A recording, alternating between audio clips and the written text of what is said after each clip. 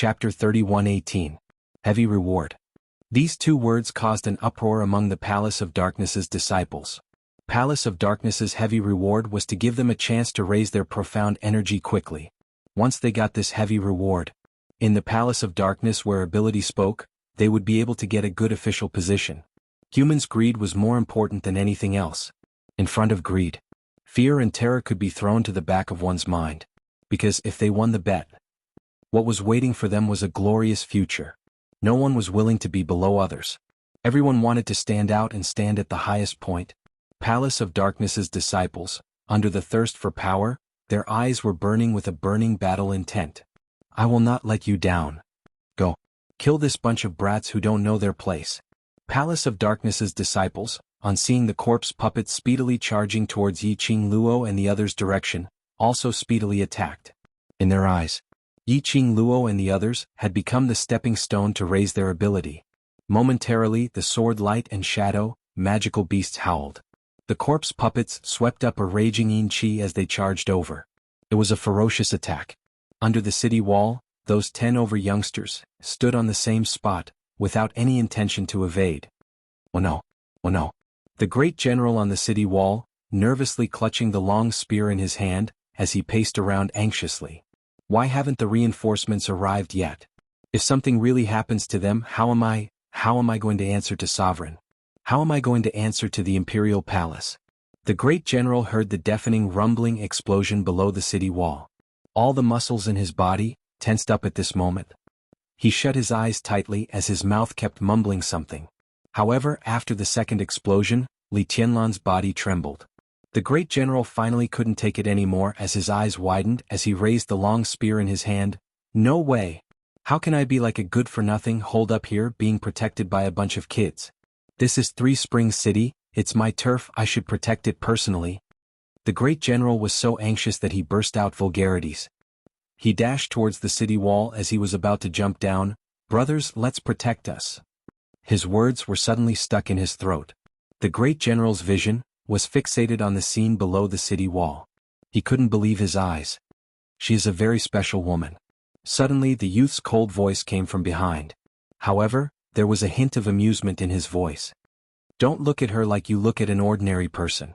As long as she says it, she'll definitely be able to do it, the young man continued. The general turned around in a daze. He looked at Zhu Wuxin, who had a cold expression and a frosty look on his face. Zhu Wuxin's gaze was fixed on the beautiful figure below the city wall. There was an obvious tenderness in her eyes. The general turned his head in a daze and looked down at the city wall again. He had to acknowledge Zhu Wuxin's words. Really, one couldn't use ordinary people's eyes to look at Yiqing Luo. Perhaps, relying on these kids, Gufeng City could really be saved.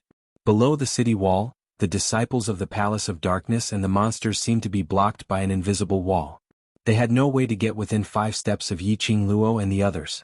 Each time the Dark Nether Palace disciples or the corpses and puppets wanted to charge over, they would be bounced back by the invisible wall. Chapter 31:19. The secluded palace's disciples who were repelled were dismembered into pieces, leaving only splattering blood on the ground.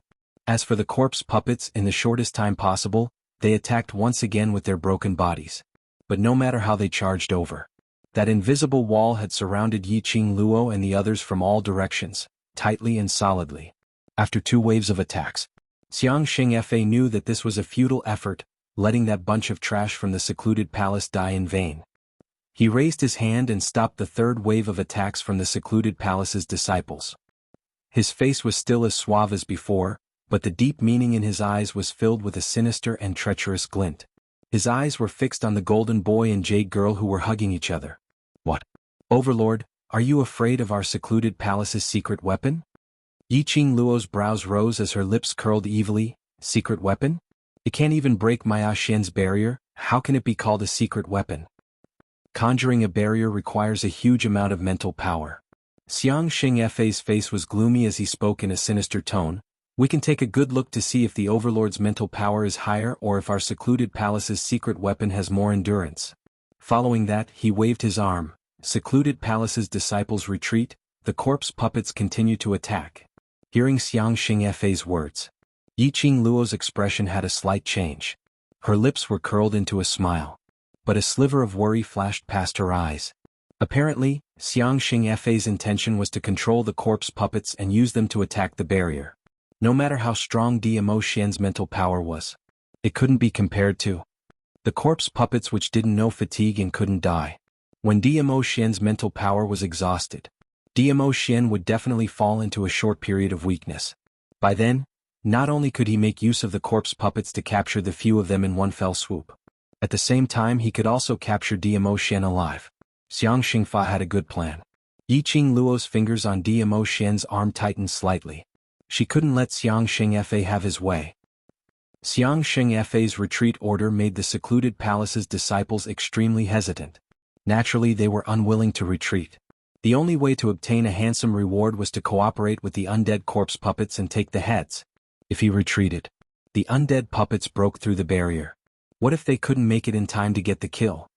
Diske, it's really hard to raise a dog that isn't raised by oneself.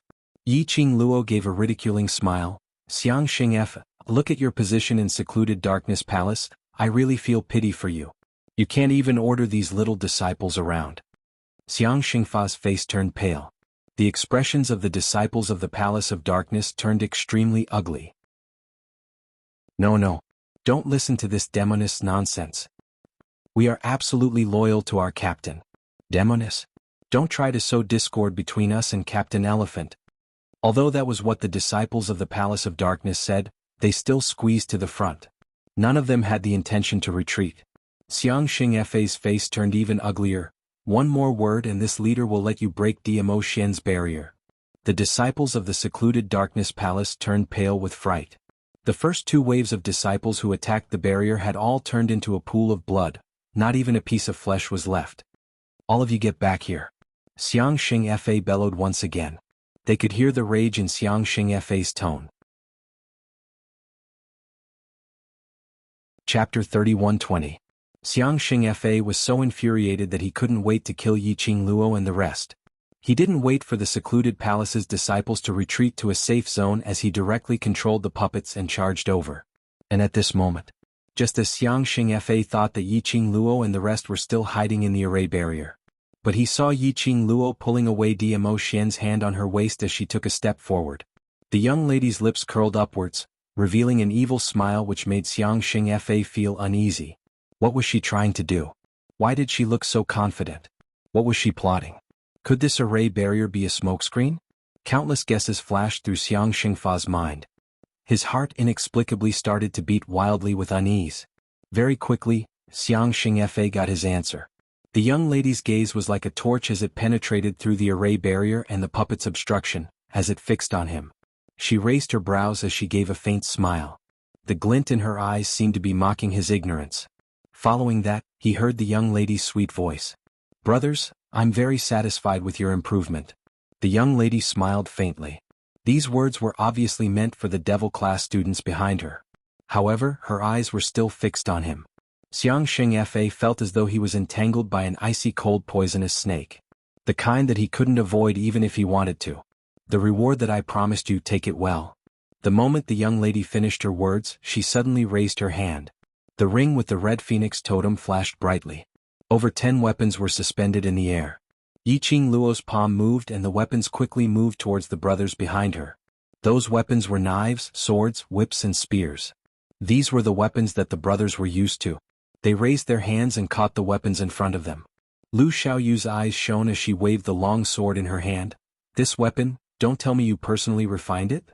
And I Ruopan also held the long sword tightly. "Madame Qing Luo personally refined this weapon? I will definitely keep it well." The other students in Devil class also had their eyes sparkling brightly. That look of a crazy fangirl. It made Yiqing Luo's forehead drip with cold sweat. I didn't refine this." She coughed softly.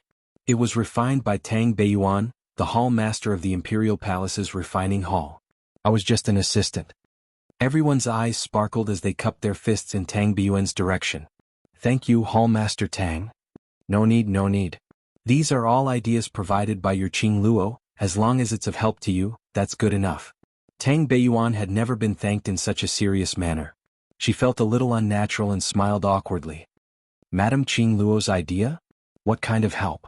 The few of them scratched their heads in confusion. A good weapon is helpful to all of us. Looking at everyone's puzzled expression, Yiqing Luo smiled lightly and raised her brows. The help that Bei Yuan mentioned, all of you will know very soon. She looked at Xiang Xingfa and said with a smile, Xiang Xingfa, you'll find out soon enough. After saying that, she raised her hand and pointed at the undead puppets that had crashed into the barrier. What do you think about these undead puppets? The devil class students looked at each other for a while. Chapter 31-21. They don't have blood. Mo Ying's flat voice rang. Finally met someone who is even more inhuman than me. Although it was still a flat voice without any fluctuations. But those who understood Mo Ying could hear the excitement in her words. Devil class crowd. What was there to be excited about? That group of monsters that didn't look like humans was their enemy. Could it be? Mo Ying had treated that group of monsters as her companions? Facing everyone's puzzled gazes. Mo Ying looked at them blankly as she spoke in a flat tone. I'm human, they aren't. Phew. That's great. Lu Xiaoyu heaved a sigh of relief. I was really afraid that you would classify yourself as one of them. Mo Ying stared blankly at Lu Xiaoyu, her empty and lifeless eyes stared at Lu Xiaoyu, causing her hairs to stand on end. She hid behind a devil class student and shrunk back. Stop fooling around. Yan Xiaoyi kept the black sickle blade as she waved the long spear in her hand, trying to feel it. Qing Luo, can these weapons pay those monsters? Yiqing Luo raised her brows as she smiled but didn't say a word. Ai Ruopan leaned forward. Those monsters are really impenetrable, the Overlord's barrier only made them lose their arms and legs. If we directly slash at them they won't die, right? Yiqing Luo mysteriously curled her lips as she shot a glance towards the group of dead puppets outside the barrier as she patted Ai Ruopan's shoulder. Won't you know after you try? Ai Ruopan was pushed to the side of the barrier by Yiqing Luo. Just as the four eyes met with the missing arms and legs, the red blooming flesh and the ghastly white bones of the dead puppets. Ai Ruopan's face turned pale. Me? I go and try? Madame Qing Luo, you have too much confidence in me? Just such a bloody scene and you're so scared? Then in future how are you going to follow me to the battlefield? Yiqing Luo didn't continue to force her as her lips curled up slightly, giving a calm and indifferent smile. Ai Ruopan's petite body stiffened. Yiqing Luo continued to smile. Didn't you say you will believe me? Ai Ruopan's 5 fingers tightly gripped the weapon in her hand. His pale face slowly regained its color. She pursed her slightly pale lips tightly. Right, I trust Madame Qing Luo. His words fell. Ai Ruopan took a deep breath and walked out of the barrier. There was no hesitation in her footsteps. Outside the barrier, Sacred Elephant couldn't help but frown. Yiqing Luo's one sentence actually had such a huge impact? It was as if it had given the seemingly weak and cowardly little girl great courage. It was as if the little girl had forgotten about the bloody, disgusting and terrifying corpse puppets. How could a young girl like her influence the people around her so easily? What kind of magic was this? There was no time to think. Ai Ruopan resolutely walked out of the barrier. The expression on Ai Ruopan's face was firm, and she was not afraid at all. A cold gleam flashed across Xiang Xingfa's eyes as he ordered, Go! Tear her to pieces. You believe in Yiqing Luo? Trusting Yiqing Luo unconditionally? He wanted to destroy the faith of these people. To let them see with their own eyes how Yiqing Luo personally pushed her companions who trusted her to death. The corpse puppets received the order. They immediately gave up on charging against the barrier and quickly turned their bodies, rushing towards Ai Ruopan's direction. The corpse puppets which had lost their arms and legs, although there wasn't a drop of blood on them. Chapter 31-22. Ai Ruopan frowned tightly as the expression on her face turned strange. This stench of blood was not an ordinary kind of pungent smell. Especially when faced with so many dismembered corpses pouncing towards her. Ai Ruopan felt her stomach churning. Ruopan. Ruopan. Lu Xiaoyu and the rest saw Ai Ruopan's pale face and were shocked as they cried out Ai Ruopan's name. They stood in the array barrier and when they saw this scene, they felt their scalps go numb as they felt extremely disgusted. Not to mention Ai Ruopan who was in close proximity with that group of monsters. Lu Xiaoyu worriedly shifted her gaze to Yiqing Luo as she hugged her arm and was about to speak. But she saw Yiqing Luo's lips curled up slightly. That arc was extremely devilish. Inexplicably, it calmed down Lu Xiaoyu's worries and panic. Yiqing Luo raised her brows as her voice was calm and steady. Raise the sword in your hand and slash forward, displaying the first form of the 15 styles of flowing cloud storm. Yiqing Luo's voice was like a clear spring, flowing into Ni Ruopan's heart. It made Ni Ruopan's flustered and frightened heart immediately calm down. Her body instinctively started to move according to Yiqing Luo's words. The long sword danced and the sword waves followed the profound waves, one round after another, creating ripples. The sword body turned. The sword light floated. Those corpses which had already pounced in front of Ni Ruopan were forced to retreat several steps by this sword light. And making use of this gap, Ni Ruopan's figure moved. The long sword in her hand was like the floating clouds and flowing water, drawing out the sword waves. Following that, it turned into a gust of wind, speedily attacking the enemies in front. Swish swish swish, the sword shadows flickered. Dong dong dong. Following that, it was the sound of a heavy object falling onto the ground. Everyone was shocked by the scene in front of them. Those 7 to 8 corpses which surrounded Ni Ruopan were all slashed by the sword light and their limbs were separated as they fell onto the ground. Of course, this wasn't the most shocking thing. What was shocking was, this time, those corpses which fell onto the ground didn't get up again. They were like pieces of soulless puppets which lost control and didn't move at all. Xiang Xingfa's face turned pale. He took a few steps forward and glared at the 7 or 8 corpse puppets on the ground. He clenched his fists and shouted, "All of you get up." During the conversation, Xiang Xingfa's clenched fist emitted a gust of yin qi. The yin qi quickly darted in the direction of the undead puppet. However, the yin qi lingered above the undead corpse puppet, drifting in a circle. It disappeared into thin air. The undead puppets were still lying on the ground, lifeless. Xiang Xingfa's clenched fists trembled and drooped down. On his face there was a rare look of panic. How is this possible? Wasn't the secret weapon of Gloomy Palace invulnerability? How could he be killed by that little girl's sword? Am I dreaming? Our secret weapon is obviously invincible and all-conquering. How could he be defeated? I don't believe it, I don't believe it. The disciples of Abyss Palace stared at this scene with their mouths agape. Following that, each of them hugged their heads and brainwashed themselves. Facing the shock of the people of Abyss Palace, as well as the fangirls of the students of Devil Class who were shocked and in awe. Chapter 31-23. The students of the Devil Class opened their bright and sparkling eyes, as their mouths gave out joyful shouts. One by one they rushed out of the spirit formation with their weapons in hand. When the last person left the spirit formation, Yiqing Luo asked Diamo Xian to remove the enchantment. She held onto Diamo Xian's palm as her brows curved into crescents. "We've agreed on this, you're not allowed to lay a hand on these corpse puppets." Diamo Xian shook his head helplessly. His eyes were filled with love and helplessness, almost drowning in his warmth. Yiqing Luo's brows rose as she tugged Diamo Xian's hand, giving a mischievous and ridiculing look as she swept past those dumbstruck secluded palace disciples. She said, "As for the other humans, birds and magical beasts, I'll leave them to you." Her voice wasn't low. Those from the Dark Nether Palace could hear it clearly. The expressions of the disciples of the Dark Nether Palace quickly changed from shock to shock and fear. They abruptly raised their heads and stared fearfully at Diamo Xian's direction. Yiqing Luo smiled sweetly at them, but her words were directed at Diamo Xian. "Ah Xian, if today you kill more enemies than me, I will give you a reward." Diamo Xian's long and narrow peach blossom eyes narrowed. "This trick, just coax those brothers of yours." Yiqing Luo blinked her quick-witted eyes as she put on an innocent expression, tilting her head as she laughed softly. "Don't tell me, Ah Xian doesn't want my reward?" Diamo Xian's eyes dimmed as his large palm suddenly clasped Yiqing Luo's little hand. His slender fingers gently scratched the center of her palm. That itchy touch made Yiqing Luo's petite body shudder suddenly. Instinctively he wanted to retract his hand. But when she looked at the man's eyes, they were as bright as obsidian, but as deep as the sea, dark and gloomy as if they were hiding some kind of shocking deep meaning.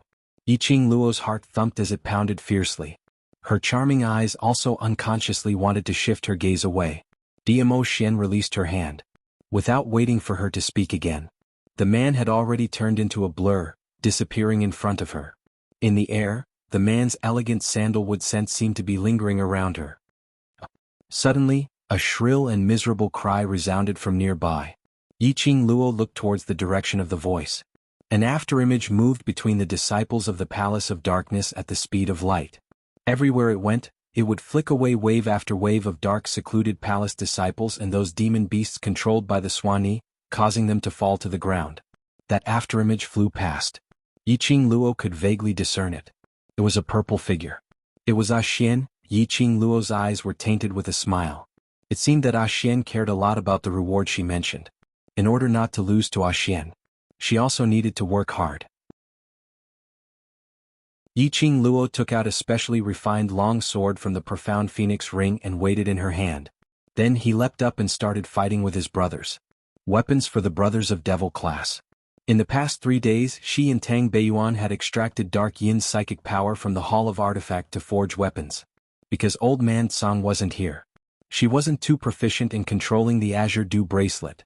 She only tried to extract a little bit of Dark Yin's psychic power. The weapons that were manufactured were only 50 over pieces. It was more than enough to deal with these defective undead corpse puppets. But if it was those semi-finished products or finished products which she had seen previously, these weapons could at most delay the speed of the corpses. Chapter 31-24. But, from the looks of it, Elephant Saint technique seemed to only be able to control these defective undead puppets. Hence, in a short span of 1 hour. On this battlefield, the only ones who could stand were the members of Devil class and the 2 gigantic magical beasts. In addition to that, Elephant Saint technique. On the battlefield, there were corpses everywhere as fresh blood stained the ground red. No matter how one looked at it, it was a ghastly sight. The brothers of Devil class, after going through this bloody battle, all revealed a tired expression on their faces. After all, they were only 10 over people. Whereas the other party, including the flying beasts and land beasts, had at least 1,000 of them. No matter how they were beaten. In terms of stamina, they couldn't keep up. The excitement from before had completely turned into exhaustion. They were covered in blood from head to toe. They had their own. There were also secluded palace disciples, magical beasts. They stood weakly behind Yiqing Luo, panting heavily, as they passed a medicine bottle to each other. This was the enhanced version of the elemental energy pills which Baiming Lulu specially prepared for them. It could replenish their stamina quickly. You've worked hard. Yiqing Luo inserted the long sword in her hand into the ground, as she raised a bright smile and looked at them. You guys are great. The brothers of the devil class all revealed expressions of ecstasy on their faces. To them, there was no encouragement or praise, which could be compared to Yiqing Luo's recognition of their ability. Yiqing Luo smiled again. Then her vision looked towards a pale-faced middle-aged man who was standing next to a pile of corpses not too far away. Her lips curled into a smile. Elephant Saint technique now. Who is the one who will not be able to return? You guys. Elephant Saint technique couldn't believe his own eyes. He couldn't believe that the secret weapon which they were so proud of was slashed by those ordinary grade, miraculous grade weapons, to the point where it could no longer be awakened. One must know. Secluded Palace's secret weapon was really impenetrable by water and fire. Even those cultivator family's people, whatever supreme grade weapons they took out, were unable to stop the undead puppets from crawling up again and continuing to attack. Why were Yiqing Luo and the others able to deal with the undead puppets which had no weaknesses? All of Elephant Saint technique's self-confidence at this moment collapsed. His face was deathly pale and his eyes were dark and ruthless. Where was the slightest bit of his previous flirtatious, carefree and evil smile? Here, let me calculate. Yiqing Luo tilted her head as her vision kept sweeping past the corpses strewn all over the ground. Following that, he rubbed his chin and raised his head to look at Diamo Xian beside him. Ah Xian, both of us seems to have killed the same number of people. Diamo Xian raised his brows, his deep eyes stared at her with a smile yet not a smile.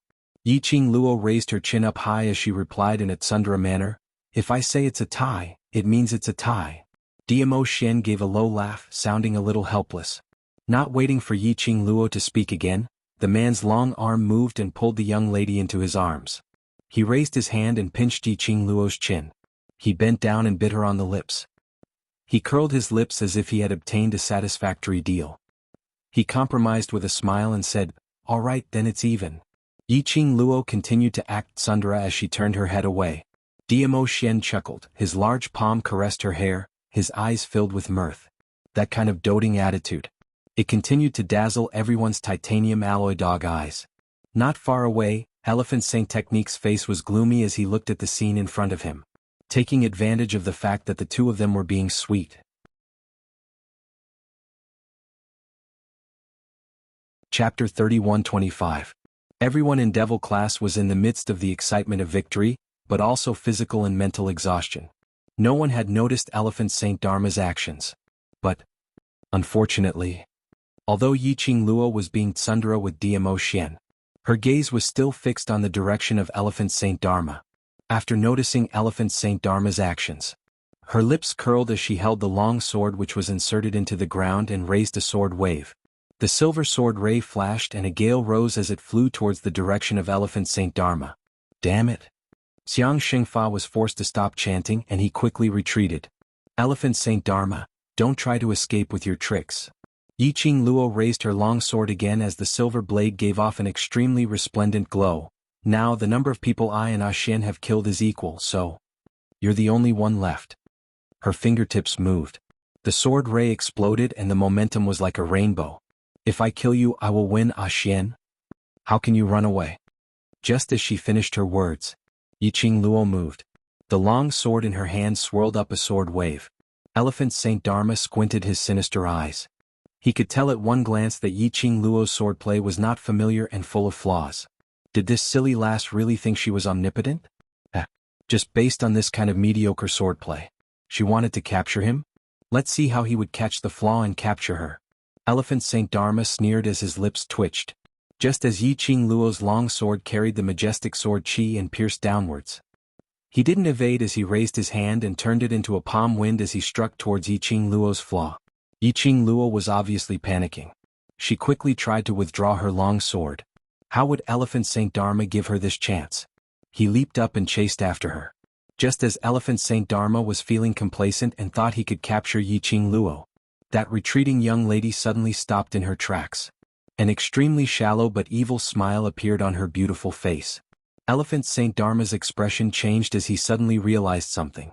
Damn it, he was tricked. He quickly concealed his aura and tried to avoid it. But it was too late. The girl suddenly raised the long sword in her hand. The long sword transformed into countless swords that were as thin as wings. Endless Xian waves lingered around the long sword and dispersed. Go! Following Yiqing Luo's command, the countless swords that were as thin as wings rushed towards Elephant Saint Technique. Layers upon layers, light and thin, like the drifting clouds in the sky. The violent sword light caused the surrounding air to tremble violently. Visible ripples also appeared in the air. Holy Elephant had nowhere to run. His eyes widened as his face was filled with terror and unresigned hatred. Yiqing Luo, you despicable villain. He actually pretended that his swordsmanship was not good enough to lower his guard. Then he would lure him into a trap and finish him off in one strike. Too despicable. Elephant Saint Dharma finally understood it. Why was it that whenever Wolf Saint Techniques, Butterfly Saint Techniques and the others mentioned Yiqing Luo, he looked like he was gnashing his teeth in anger? Despicable? Do you have the right to say this word? Yiqing Luo sneered as a steady stream of profound energy was injected into the long sword. The sword qi became more and more turbulent. Almost at the next moment, it was about to envelop Elephant Saint Dharma and swallow him up completely. Just at this critical moment.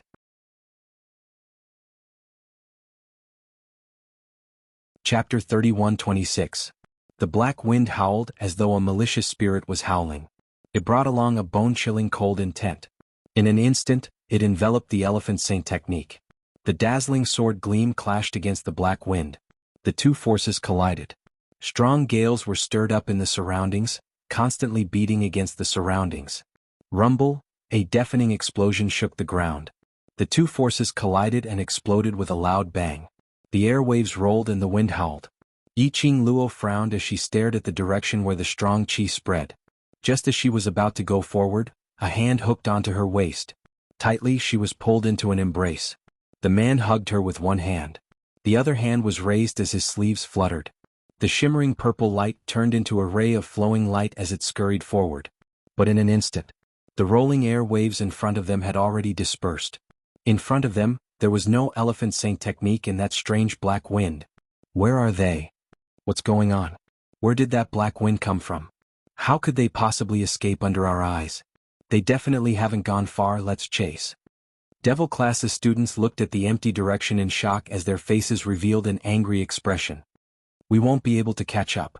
Yi Qing Luo waved her hand indicating for them to calm down. That black wind's power is very strong and very strange. So be it if they escaped. To be able to rescue them under Dmo Xian's and hers eyelids. It showed how strange that black wind was. Since that black wind dared to appear so boldly, it must have 100% confidence. Even if they chased after them, it would only be a waste of energy. Moreover, after their brothers had gone through this battle, they were indeed tired. She kept her long sword and looked at Devil Class and the rest. As long as Elephant Saint Technique is in the Palace of Darkness, there will be another chance to cross hands. Now that he has escaped, he can bring the news that we can deal with the corpse puppets back to the Palace of Darkness. At least, for a short period of time, the people from the Palace of Darkness will not dare to act rashly. Time after time of crossing hands. It could be said that the Palace of Darkness was exhausted to the extent of exhaustion. To be able to invade the South Continent under such circumstances, what they relied on was the corpse puppets. Now the undead corpse puppets had a nemesis. Unless the Palace of Darkness sent those semi-finished undead puppets to test the waters. Otherwise, the Palace of Gloomy Darkness could only choose to bide their time and observe while repairing the corpses and puppets. During this period of time, the people from the Dark Nether Palace probably wouldn't attack again. He would take this opportunity to forge another batch of weapons. Most importantly, Yi Qing Luo was also waiting for Old Man Song's return. Let's go back and rest first. Yi Qing Luo looked at the expressions on everyone's faces. They were still somewhat hesitant as she spoke out with a smile. Following that, she took the lead to hold onto Dmo Xian's arm as they strode towards the open city gates. Everyone in Devil Class looked at each other. In the end he still followed them. Yi Qing Luo raised her little chin as she rested it on Dmo Xian's arm. Ah Xian, since the great Elephant Saint Technique has run away then, the two of us should still be based on the same amount, so the reward that I promised you earlier has to be cancelled. Dmo Xian met her crafty eyes and his thin lips curled up into a smile. In his deep eyes there was also a bottomless tranquility. Just like there were words in his smile. The group of them walked into the city gates. The deafening cheers caused them to be slightly startled. The soldiers rushed forward excitedly as they hugged the bunch of brothers from Devil Class tightly. The brothers from Devil Class were first overwhelmed and not used to it.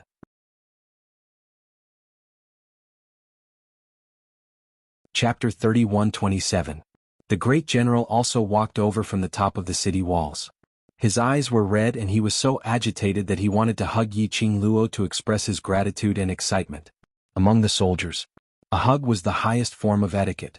However, there was an invisible barrier that stopped him in his tracks. The great general was stunned as he looked at Dmo Xian in a daze. Instantly he reacted. He scratched his helmet awkwardly and laughed joyfully. I've overstepped my boundaries. Missy, thank you, really thank you. It's you who saved the South Continent, saved all of us. While he was speaking, the usually strong and unyielding great general couldn't help but choked with sobs.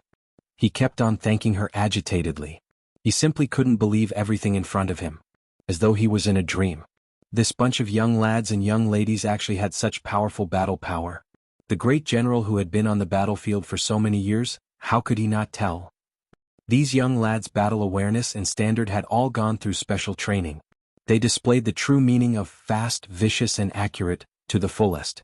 Moreover, these youngsters were able to deal with those monsters which they had racked their brains but were unable to deal with. No. Not only were they unable to deal with them. Even Gu Feng's sect master and the Imperial Palace's reinforcements had suffered numerous losses in the hands of those monsters. But these 10 over young lads had annihilated the enemy's army. Flying beasts and secluded palaces' disciples. Those monsters were all killed. Moreover, these 10 over people were not in any danger. Looking at them, it was as though they had walked out from a blood pool, covered in blood, but their expressions didn't show any signs of pain. Apparently they had only suffered some superficial injuries. The West Continent's heroine was indeed worthy of the hero title. Those young lads and young ladies beside her were absolutely not ordinary people. These children could almost be called as talented young lads and young ladies. In future they would definitely be famous in the Nirvana realm. So many talents.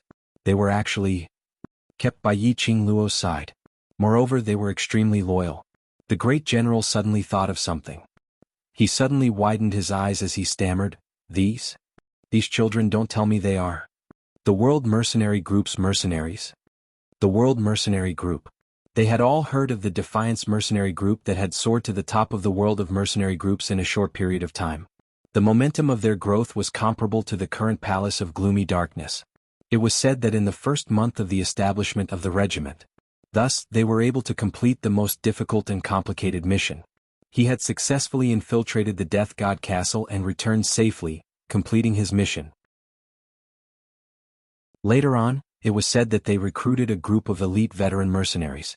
Under the orderly and strict management, everything was done in an orderly manner. In a short period of time, the World Mercenary Group had already developed into a large-scale mercenary group. Although the World Mercenary Group was currently just a silver plate mercenary group, but their strength was definitely beyond the gold medal. Yiqing Luo smiled. That's right, they are indeed the World Group's brothers. Speaking of which, it had already been a long time since she returned to the World Group to take a look. However, holy pirate, that old man was here. The World Group would definitely become the #1 mercenary group. When the great general heard this, the expression on his face immediately became extremely excited.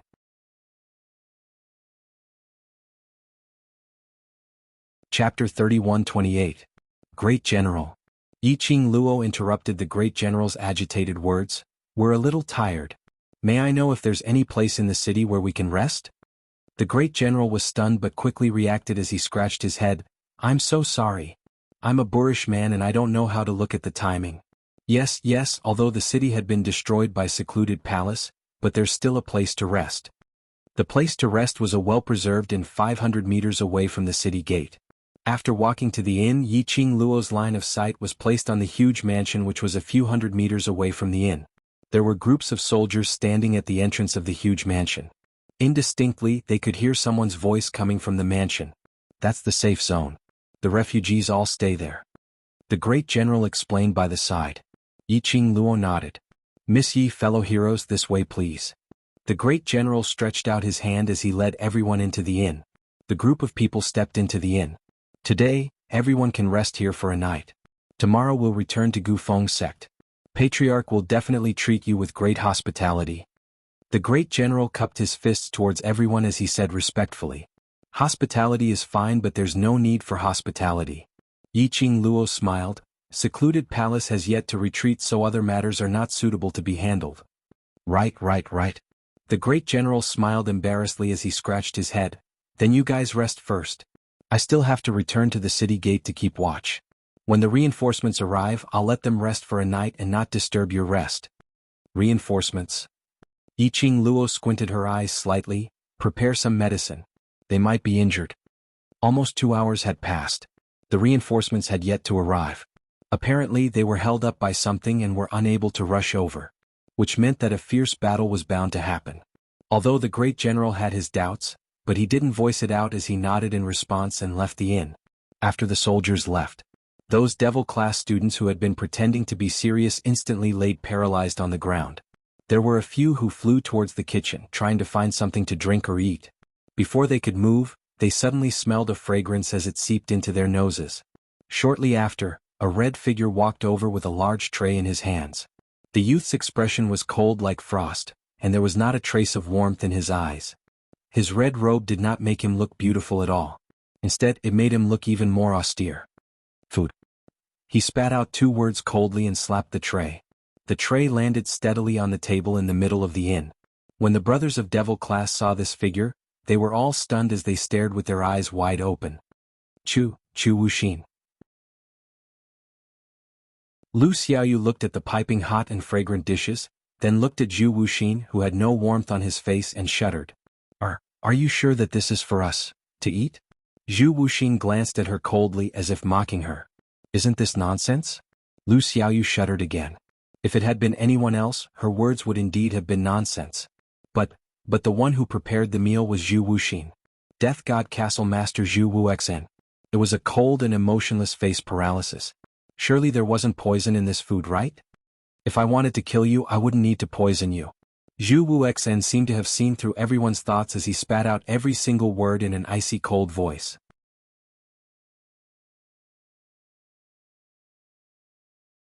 Chapter 31-29. Devil Classes Crowd? The meaning behind his words.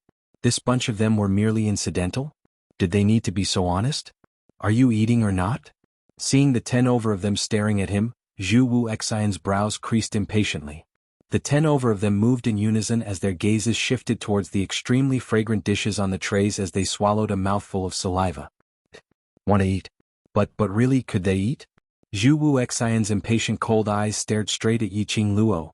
Yiqing Luo, if they don't eat, you finish it yourself. Yiqing Luo? Yiqing Luo expressed that this child's EQ was so low that it made one's hair stand on end. If only she wasn't the person who was pestered by Zhu Wu Xian. She absolutely had a stomach full of words to roast about Zhu Wu Xian's method of wooing girls. She didn't know who was the one who guided him behind the scenes, to these messy ways of wooing girls. That person probably didn't know how low Zhu Wu Xian's EQ was. After the big battle, when she was both physically and mentally exhausted. As a warm man, Zhu Wu Xian personally cooked for her, and those brothers of hers to cook. This action simply caused the favorable impression to go through the roof in minutes. Coupled with that good looks of his, any girl would be smitten by him. Of course, other than her, whose mind was filled with Dmo Xian's looks, was the exception. But unfortunately, Zhu Wu Xian's mouth couldn't spit out any nice words of love. Was he forcing her to eat the food that he personally cooked, or forcing her? Since when did we say that we're not eating? Devil Class's brothers, hindered by Zhu Wu Xian's powerful aura, pouted as they complained softly. Although their voices were soft. But in the spacious and quiet inn's main hall, it was clearly transmitted into everyone's ears. Zhu Wu Xian's cold eyes swept across. Devil Class's brothers shrunk their necks. In their hearts, they were silently thinking. With this attitude, he still wanted to woo their boss? Learn more from the overlord. Looking at the atmosphere in front of them, it was gradually turning stiff. Yiqing Luo took a deep breath and cleared her throat. Young Master Zhu said that this is prepared for everyone, and since everyone is hungry, there's no need to reject it. She pulled Dmo Xian and took the lead to walk to the table in the center, pulling the chair over to sit down. Alright, don't just stand there after you've filled your stomach, just find a room and rest for a while. Devil Class brothers first hesitated for a moment. Then, step by step, he slowly moved to the table. While observing Dmo Xian's expression, he paid attention to Zhu Wuxin's expression. Then he sat down anxiously. Dmo Xian was unperturbed as he received the wooden chopsticks from Yiqing Luo. His lips curled into a faint arc as he started to eat. The few of them looked at each other. There was another moment of silence. They picked up their wooden chopsticks and started eating. Not far away, Zhu Wuxin's eyes were cold and emotionless as he looked ahead. He started to gorge himself like a refugee fleeing from a famine. His cold and solemn face had a slight change that was hard to detect. If one looked closely, perhaps he could see it. The cold and hard lines on his face softened a little. His thin lips, unknowingly, curled into an extremely shallow arc. After some time, he seemed to have realized his own changes. His brows creased as though he was trying to escape from something, as he took quick steps towards the direction of the kitchen, walking over.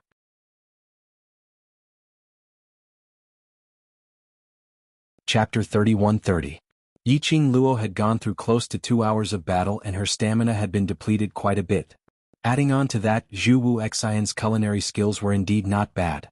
These dishes were all made according to her favorite taste. Yiqing Luo ate very comfortably. As she was eating, her waist suddenly felt itchy. Her petite body shuddered slightly as she dodged to one side. She raised her head from the bowl and stared at the man next to her. Stop fooling around. Dmo Xian had long put down his chopsticks as he lazily leaned against the back of the chair. One of his hands was still on her waist, following that stare from her. The man's slender fingers once again squeezed a little harder. His thin lips curled upwards as his narrow peach blossom eyes were filled with a deep glint, unable to see through his thoughts. But Yiqing Luo could obviously feel that a dangerous aura was spreading. Her slender brows creased as she put down her chopsticks. Her little hands silently stretched under the table as she held onto the man's messing around big palm. Following that, she gave him a warning stare. This was the main hall. As long as those Devil Class brothers lowered their heads slightly, they would be able to see their hands intertwined under the table. If they were really caught red-handed by the Devil Class brothers, she would really have no face to meet these bunch of brothers. Dmo Xian lazily squinted his peach blossom eyes as the young lady's hand, which was held tightly, suddenly exerted force. The young lady's hand was held in his palm. His slender fingers gently tickled the young lady's palm. Yiqing Luo's body shuddered again. What's the matter? Lu Xiaoyu, who was sitting opposite, noticed something wrong with Yiqing Luo as she looked at her in puzzlement. Immediately, everyone's gaze turned towards her. Yiqing Luo's petite body stiffened as her lips twitched and finally curled into a smile as she shook her head with a dry smile. No, nothing. Lu Xiaoyu and the rest stared at Yiqing Luo in puzzlement and looked at the side at the extremely lazy and contented overlord. Following that, all of them retracted their gazes. Overlord and Qing Luo were so close to each other. If Qing Luo felt uncomfortable, Overlord would definitely be the first to discover it. Hence, everyone started to pick up their chopsticks as they continued to struggle. Yiqing Luo tensed up her body and maintained the calm expression on her face. She naturally leaned towards Diamo Xian's direction. What are you doing? Did you have a good time eating? Instead of answering, he asked back with a lazy smile on his face. Yiqing Luo, was this the sign of someone getting jealous again? When they started eating, wasn't he very calm and collected? Facing Yiqing Luo's frenzied and helpless body, Diamo Xian smiled without saying a word. However, the fingers of the hand that was holding her little hand started to tickle her palm again. His fingers, which were slightly calloused, rubbed it skillfully. Yiqing Luo only felt goosebumps appearing on her skin. An indescribable feeling pervaded the air. Right, Qing Luo? Yan Xiaoyi suddenly thought of something and raised her head. Yi said that the class leader's goo poison can be temporarily suppressed for a period of time, but this method can only treat the symptoms and not the root cause. We still have to try our best to cure the goo. Ajan he. Yiqing Luo was just about to open her mouth. The man started to intentionally create trouble again. She was so numb that she lost her voice for quite some time. Devil Class's brothers' gazes were filled with puzzlement as they looked towards her.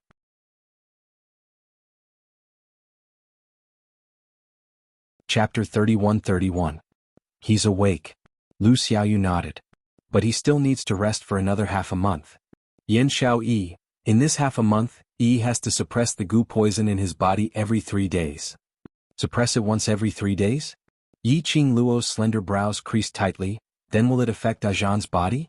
Half a month later, if we don't suppress it, will Ajan be controlled by the goo poison again?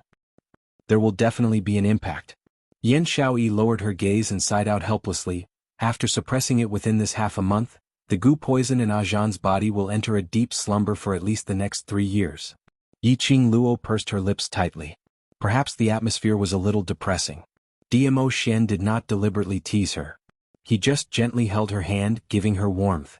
Qiao Jin saw that Yan Xiaoyi's emotions had also sunk down as he smiled lightly and caressed Yan Xiaoyi's head, immediately raising his head and looking at Yiqing Luo. He said that with your strength, you'll definitely be able to head to the upper realm within 3 years. At that time, bring Ajan along with you to the upper realm. You can look for his aunt and the previous saintess of the Miao tribe. They'll definitely have a way to help you get rid of the goo. And? Yiqing Luo nodded. Ziqing will take good care of the monitor and Lulu will watch over there. The monitor will be fine. Lu Xiaoyu clenched her fists and said firmly. Yiqing Luo's charming eyes lifted up slightly as her gaze swept past the few people in front of her and her lips curled into a huge smile. It will definitely be alright. Alright, I've already told Luo about the class president. Don't talk about it anymore. Xiao Jin looked at Yiqing Luo. Director still has a few words for us to pass to you. Bin? Yiqing Luo was momentarily stunned. But very quickly, he remembered that the current director of the Heavenly Academy was that crazy old man Guiyu. The dean said. Xiao Jin cleared his throat and immediately assumed the posture of old man Guiyu, imitating his tone. Little brat. You haven't come back to see me for such a long time. Believe it or not, I'll teach that younger brother of yours to become a heinous student. He paused for a moment, took a deep breath and continued to imitate. I already guessed that you would definitely help the South Tide continent when it was in danger. It just so happens that the bunch of brats in your class have been nagging about escaping from the academy every day and secretly looking for you. Now, I will send a few students with decent strength to capture you. Over at the South Billow continent, whatever you want to do, just go ahead and do it. With this daddy here to clean up your mess, you don't have to be afraid of anything. Although the first part of his words was very rude and he seemed to be very angry, Lin Mingya did not expect him to be so rude. But behind it, it was obvious that he was worried and concerned about her. She was the one who brought old man Guiyu to this world. The second was an elder who cared for her very much. Cough, cough. After Qiao Jin finished imitating, he coughed again. He patted his chest and recovered his own voice. I've conveyed the message, he also said. After the South Continent's matter is over, he wants us to kidnap you and bring you back to Heavenly Academy. I don't think it's possible to bring him back. Yi Qing Luo smiled. After the South Below Continent's matter is over, I still have to make a trip to East Below Continent. Yen Xiao Yi, are you going to leave your heroic deeds in every continent in Nirvana realm?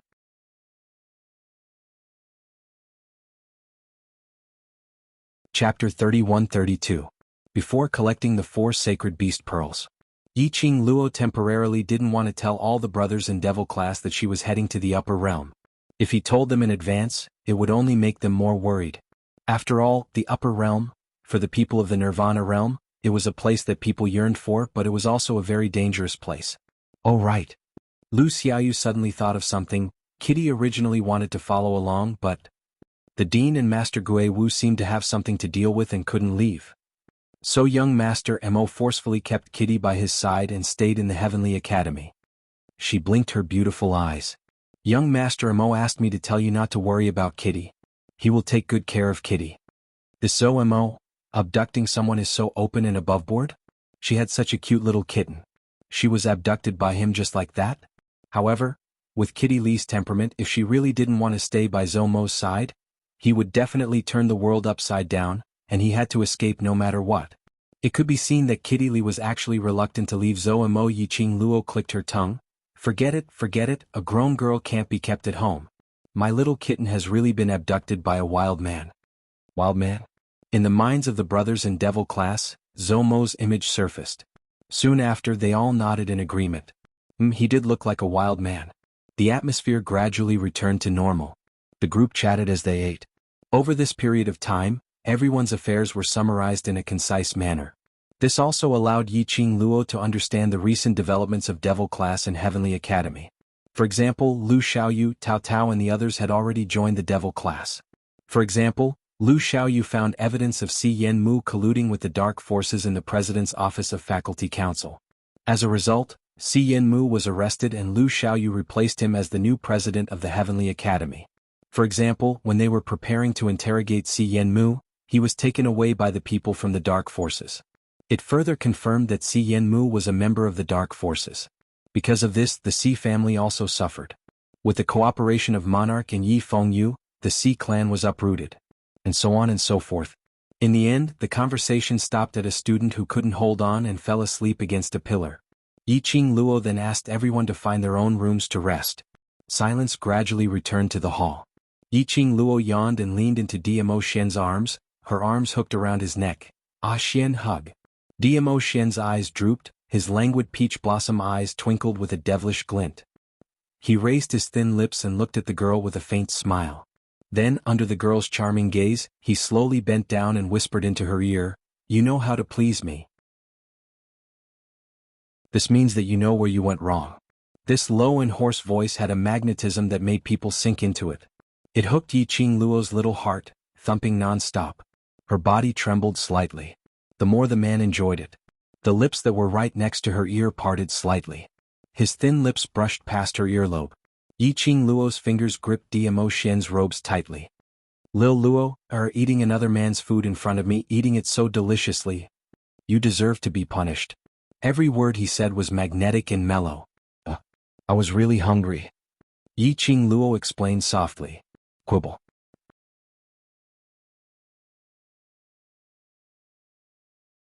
Chapter 31-33. Ouch. Yi Qing Luo groaned in pain. This feeling of pain and numbness was so unfamiliar that she couldn't get used to it. She was just about to slide her hand down from Dmo Xian's neck to push him. Suddenly he heard footsteps approaching. Soon after, a cold voice said, "I'm hungry." His tone was calm. Just by hearing it he knew who it was. Yi Qing Luo's hand froze on Dmo Xian's neck. She was in a daze for a long time before she regained her senses. Her cheeks suddenly turned red. Holy *T. How could Zhu Wuxin appear at this time so coincidentally? This posture, damn it. No matter how he explained it, he couldn't explain it at all. No matter how one looked at it, it seemed as though she was the one who had hooked her arms around Dmo Xian's neck. acting coquettishly to ask for kisses. Being intimate and loving in private is fun. When they were being intimate, they were seen by others. This was awkward. Moreover, it was the kind of awkwardness that couldn't be more awkward. However, Yi Qing Luo's heart was filled with curses, but Zhu Wuxen didn't seem to mind at all. Zhu Wuxin's face was still cold, and there was no warmth in his eyes. He stared at her and repeated word by word, "I'm hungry." Diamo Xian hooked Yi Qing Luo's petite figure as he held her in his arms, not letting Zhu Wuxen see her flushed red face. To Diamo Xian, Yi Qing Luo's demeanor was like a girl next door. It was enough for him to appreciate it alone. "If you're hungry, then go and eat, don't disturb me and Lil Luo's rest." Diamo Xian held Yi Qing Luo in his arms as he headed towards the second floor. Zhu Wuxin's figure flashed and blocked in front of the two. He was expressionless as he repeated, "I'm hungry." His icy cold gaze was not directed at Diamo Xian, but he stared straight at Yi Qing Luo, whose back was facing him.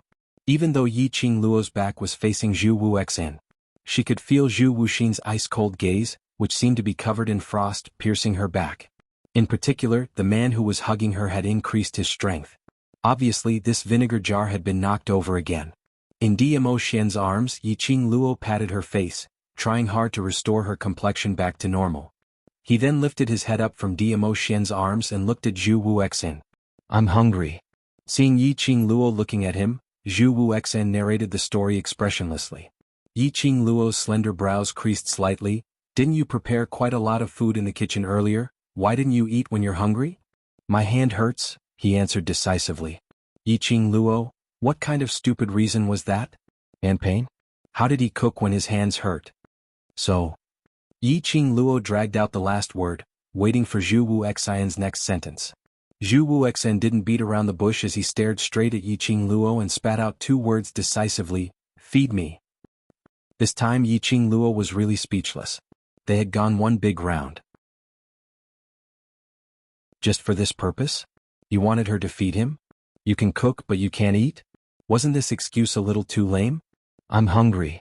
Seeing Yi Qing Luo not moving, Zhu Wuxin's eyes turned even colder. Yi Qing Luo, she expressed that she really couldn't feed him. Only when she was extremely hungry she ate the food that Zhu Wuxin personally cooked. A certain overlord's vinegar jar had already flipped several jars.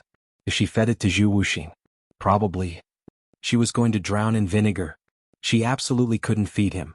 Yi Qing Luo cleared her throat. "Master Zhu, I'm really tired. This overlord will feed you."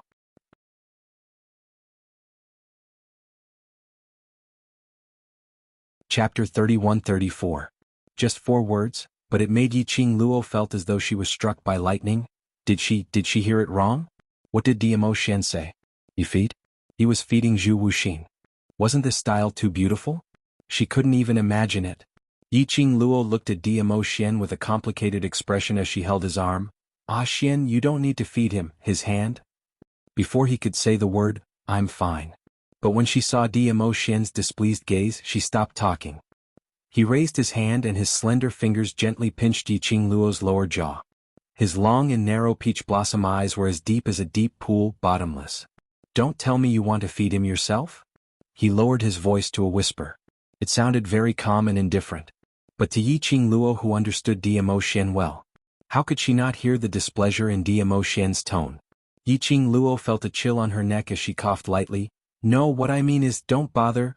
The word "him" had yet to leave her mouth when she was once again stopped by Diamo Xian's half-narrowed peach blossom eyes. Diamo Xian's fingers gently caressed her cheek. Soon after, his hand slid down from her face. He slowly walked toward Zhu Wuxin. His expression was calm, but his aura was released invisibly. "Aren't you hungry? Why are you still standing here?" Zhu Wuxin's expression changed slightly as he stared at him coldly. "I want Yi Qing Luo. Unfortunately, everything that belongs to Lil Luo belongs to me." Diamo Xian's lips curled upwards. His smile was filled with ridicule, with a hint of boasting. "After all, this hand of yours was only used to save Lil Luo. That is the only reason why others were able to take advantage of you.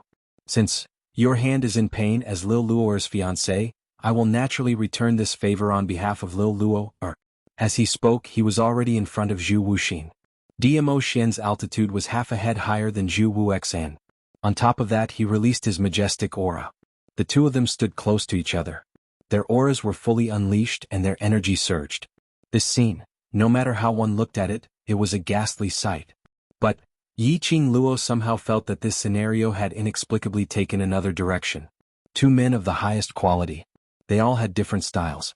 One was domineering and noble while the other was cool and elegant. As they stood together, their eyes met. Yi Qing Luo inexplicably saw a kind of bromance. When this thought flashed past her mind, Yi Qing Luo couldn't help but shudder. She shook her head hard to get rid of this messy thought. Facing Diamo Xian's overbearing manner, Zhu Wu Xian's brows creased even tighter as his thin lips moved slightly, about to open his mouth. However, he was interrupted by the man's voice. "Young Master Chu, aren't you very hungry? How did he still have the strength to make excuses here? Or could it be that young Master Chu's hand doesn't hurt at all, and it's just an excuse to feed my fiancée to you?" When he said the last sentence, he deliberately raised his tone. His words were filled with disdain. Zhu Wuxin's face twitched. The coldness in his eyes became more and more terrifying. His 5 fingers that were hanging by his side were tightly clenched into a fist, and he did not speak for a long time. After Yi Qing Luo heard Diamo Xian's words, she finally understood Diamo Xian's intention. Diamo Xian could also tell that Zhu Wu Xian's hand totally didn't affect his eating. Diamo Xian opened his mouth. How would Zhu Wu Xian continue to insist on letting her feed him? But at the next instant, an icy cold voice broke her thoughts. "I'm hungry." Hearing these 2 words, Yi Qing Luo felt as though she was struck by lightning.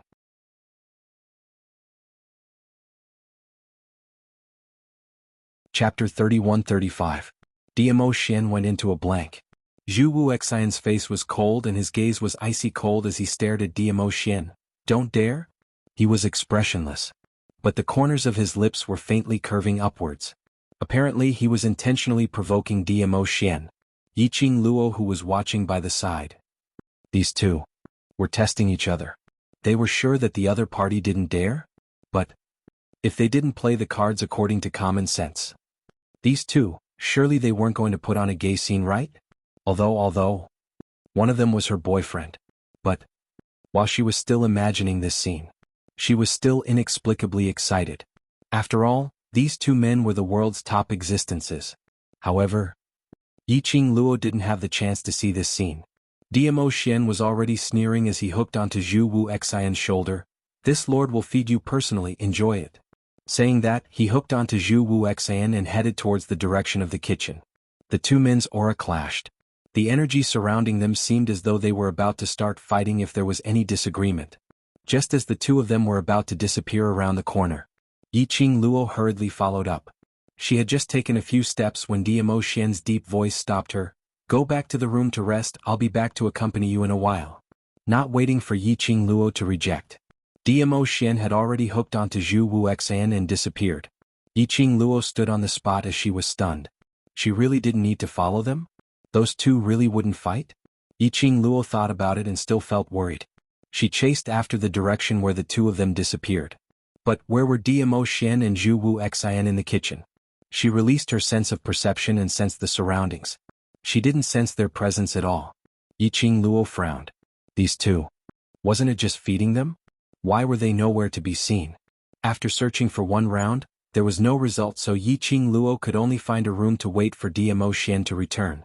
Zhu Wu Xian's hand was injured. Diamo Xian wasn't a willful person. It shouldn't be a big matter. As she was thinking, perhaps she was too tired, Yi Qing Luo leaned against the headboard and in a daze she fell asleep. He didn't know how long he had rested. By the time Yi Qing Luo opened her eyes, she was already lying on the bed. One hand was circling her waist. His 2 strong and long legs were also firmly hooked around her. The man's head rested on her neck. His warm breath blew down from time to time. This posture, some were too intimate. "Are you awake?" A man's low and hoarse voice came from above. His voice was hoarse after waking up. It was full of magnetism. When he opened his mouth, his breath sprayed on her skin. Her body couldn't help but tremble. She stuffed it into his arms. "When did you come over?" "Feed Zhu Wu Xian until he's full, then he'll come over." Diamo Xian hugged her tightly. Upon mentioning Zhu Wu Xian, Yi Qing Luo turned around and faced him. "You really fed Zhu Wu Xian?" Diamo Xian's eyes darkened as his deep eyes gazed deeply at her. "Cough. If you don't want to say, then don't say." Yi Qing Luo, who was getting goosebumps from his stare, lowered her head and stuffed it into his chest. Since you've slept enough, then let's settle the debt between us. Diamo Xian took a deep breath of the fragrance on her body. Suddenly his arm exerted strength. Yi Qing Luo's body was lifted up forcefully.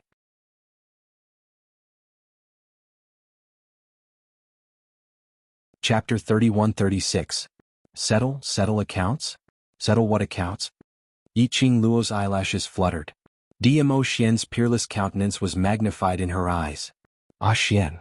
Yi Qing Luo hurriedly stretched out her hand and blocked Diamo Xian's face. Are you still jealous? Can't you tell that I have no feelings towards Zhu Wuxia at all? Diamo Xian laughed lightly, but I'm feeling very uncomfortable. Yi Qing Luo, alright, if it was her, she would also feel uncomfortable. Then, how do you want to settle the accounts? Yi Qing Luo compromised, but she stared at him righteously. This is an inn and it's not a safe place. Things that cross the boundary absolutely cannot be done. She had just finished her words. Suddenly, the man was like a ferocious beast as he bent down and gave her lips a fierce kiss. Yi Qing Luo, F***CK. He totally didn't hear what she said earlier, right? Yi Qing Luo wanted to struggle. But the man's violent kiss slowly turned gentle. Initially it seemed like he was venting something. Now it seemed like he was confirming something. Such complicated emotions made Yi Qing Luo's struggling movements gradually slowed down. She stopped resisting. Lil Luo, Not knowing how long they kissed, his low and hoarse voice brought with it an indescribable emotion. Do you feel that I'm very overbearing? He hugged her tightly. The strength in his hands was very tight. Yi Qing Luo raised one hand and hugged him back. Am indeed very overbearing. The man's hand on her waist tightened. Yi Qing Luo's next sentence followed closely. Overbearing, isn't it because you care about me? She raised her eyes and looked at him with a smile. I like it when you're overbearing towards me. Diamo Xian looked at her quietly. His eyes were deep and serene like a deep pool. She was unable to see through his eyes. Yi Qing Luo's long curly eyes quivered as she raised her hand and caressed his face. Ah Xian, what's the matter? The man's emotions were obviously not right. Diamo Xian didn't say a word. He was still using this complicated emotion to look at her. After some time he slowly lowered his body. He pressed his lips against her forehead. His arms pulled her tightly into his embrace. The man's disappointed voice sounded a little ethereal. Lil Luo, I'm very scared. This was a feeling he had never felt before. He even felt that he would never have such a feeling in his entire life. But, while facing Yi Qing Luo, he truly felt what the word fear meant. Diamo Xian's tone made Yi Qing Luo's heart tremble slightly. She raised her head and held his face with one hand. She slowly approached his lips and kissed him. What? I'm very happy to see you continue to grow. But every time I see the effort and price you have to pay for your growth, my heart aches. My heart aches so much that I wish I could keep you by my side and not let you suffer any harm. Yi Qing Luo's heart trembled fiercely. She hugged Diamo Xian's waist tightly as she spoke in a resolute tone. So, in order to not let you worry, I will become stronger, so strong that no one can hurt me. But by then, will Lil Luo still need me? Diamo Xian laughed softly as his voice sounded a little ethereal. Need. Yi Qing Luo nodded her head vigorously without any hesitation. Her two hands were like a koala bear as it entangled Diamo Xian tightly. If there's no Ah Xian, there's no meaning for me to become stronger. Diamo Xian's body stiffened slightly. Following that, he relaxed.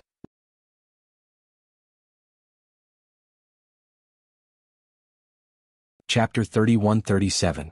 Yi Qing Luo rubbed her little head against his chest. Ah Xian, we've agreed to be together for the rest of our lives. Not only in this lifetime. The next lifetime, the life after that, the one after that. Anyway, we're going to be together. The young lady's sweet voice was like a warm spring, seeping into Diamo Xian's heart. It warmed Diamo Xian's panicky and scared heart. Alright, my Ah Xian has always been confident and flamboyant. You should believe in your own charm, that you can charm me till I can't see any other man. Yi Qing Luo raised a big smile, her little body moved into his arms. After that, she propped herself up and cupped his face with both hands. Her slender fingers pinched the skin on the side of his cheek and gently tugged on it. I love your peerless face so much. He chuckled. His big palm raised and held her little hand, his eyes were filled with a faint smile. In that case, if one day I don't have this face, I won't be able to charm you anymore? Charmed? As long as it's you, Ah Xian, just a breath, you can make me fall head over heels. Yi Qing Luo hooked his neck. Ah Xian, you have no confidence in yourself? The two of them stared at each other. The man's ink-black eyes gazed deeply at her, as if he wanted to completely integrate her into the deep pool of his eyes. After a while, his thin lips curled up slightly and gently kissed her lips. Very lightly, just purely on her lips. After that, she heard his light to ethereal voice, "It's not that I don't have confidence, but I care too much, so I'm too afraid." Yi Qing Luo's brows raised slightly. The long and narrow arc drew out an enchanting meaning. She suddenly increased the strength of her hands. She wrapped her arms tightly around his neck. Her body leaned forward. She forcefully kissed his lips. "Ah Xian, I also care about you, so I will always be with you, you won't lose me." Dmo Xian's pupils shrank slightly. Immediately, he turned his hand and pressed her down, changing from passive to active, fiercely sucking in her delicate fragrance. This kiss was like a raging fire being ignited. Yi Qing Luo realized something and wanted to stop him. After all, the location wasn't right.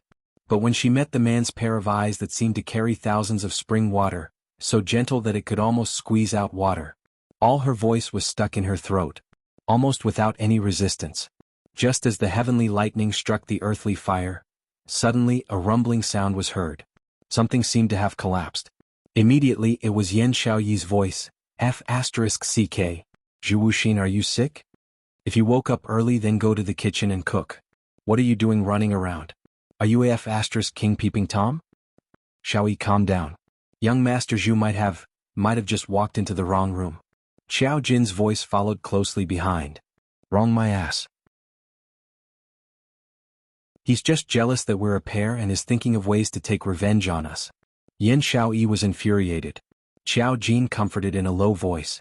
The noise in the hall also died down a little. Inside the room, the movements of the two people, Sky Thunder and Earth Fire, froze. Then they looked at each other for a long time. Yi Qing Luo regained her senses from the beauty and immediately pushed Dmo Xian away. I told you, you can't do things that cross the boundary. The location and time are all wrong. Dmo Xian's body stiffened as he was pushed away by Yi Qing Luo. His expression was as black as the bottom of a pot. Yi Qing Luo swiftly tidied herself up, as she was too embarrassed to look at Dmo Xian. She just slid down from the bed.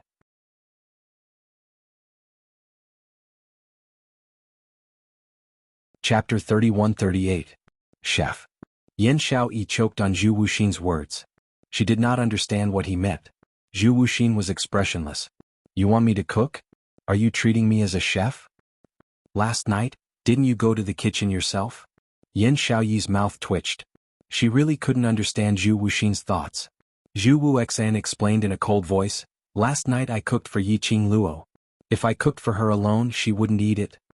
Yan Xiaoyi. They were just incidental. She was very clear about this, okay? Yan Xiaoyi suppressed her anger and gritted her teeth. Is this the main point?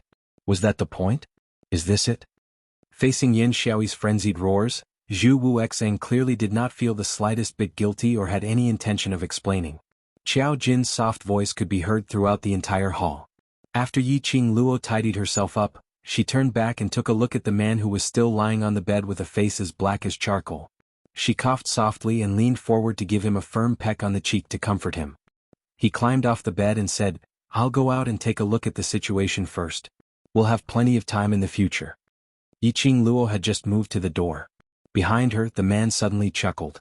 She stopped in her tracks and immediately turned around. The man reclined on the bed. Between his peach blossom eyes that were as bright as obsidian, there was light overflowing with color, like embellished stars. His black hair was scattered on his messy purple robe. There was also a strand of ink-black hair that slid across her robes, revealing a large portion of her skin. His skin wasn't extremely fair, but it was healthy and masculine. From Yi Qing Luo's angle, she could clearly see the man's perfect abs, all the way down. Moreover, at this moment, the man's thin lips were raised, and his smile was extremely devilish. Yi Qing Luo could only feel her blood rushing to her head as she swallowed her saliva. Her. This was a feast for the eyes. It was simply delicious. She really wanted to swallow him into her stomach in one gulp. Towards Dmo Xian's honey trap, Yi Qing Luo had never had any self-control. There's still a long way to go? Perhaps he heard the sound of the girl swallowing her saliva. Perhaps it was because of the young girl's naked gaze that was burning hot. The smile on the man's face became more and more magnificent. They were like beautiful flowers blooming in front of his eyes. The whole world was a riot of colors. Yiqing Luo's cheeks flushed red. "I'm looking forward to it, my little, just now." Dmo Xian chuckled again. That seductive attitude made one unable to control themselves. Yiqing Luo seemed as though she was escaping as she dashed out of the room. Her cheeks were burning hot and she couldn't calm down no matter how hard she tried. How could he understand the true meaning of only in the future? Yiqing Luo rushed out of the room and shut the door tightly. Even though there was a door between them, she could feel that the man's burning gaze was still fixed on her body. Yiqing Luo tried her best to retract her attention from Dmo Xian's earlier banter and ridicule. She tried her best to look downstairs. Like I said, the future is long. It wanted to swallow Dmo Xian. Any time is fine. Now, it was better to focus on the dispute that had started early in the morning. Yiqing Luo took a deep breath and adjusted her emotions. Downstairs in the main hall, Yan Xiaoyi stepped on a long bench as her face was filled with anger. Whereas Qiao Jin was half hugging her as he whispered something, probably coaxing her.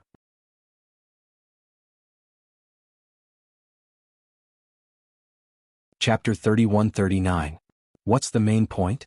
Zhu Wuxia stared at Yan Xiaoyi as he spoke in a cold voice. It was better if he didn't ask. This question made Yan Xiaoyi fly into a rage. The main point is, what are you trying to do? By running around the room so early in the morning?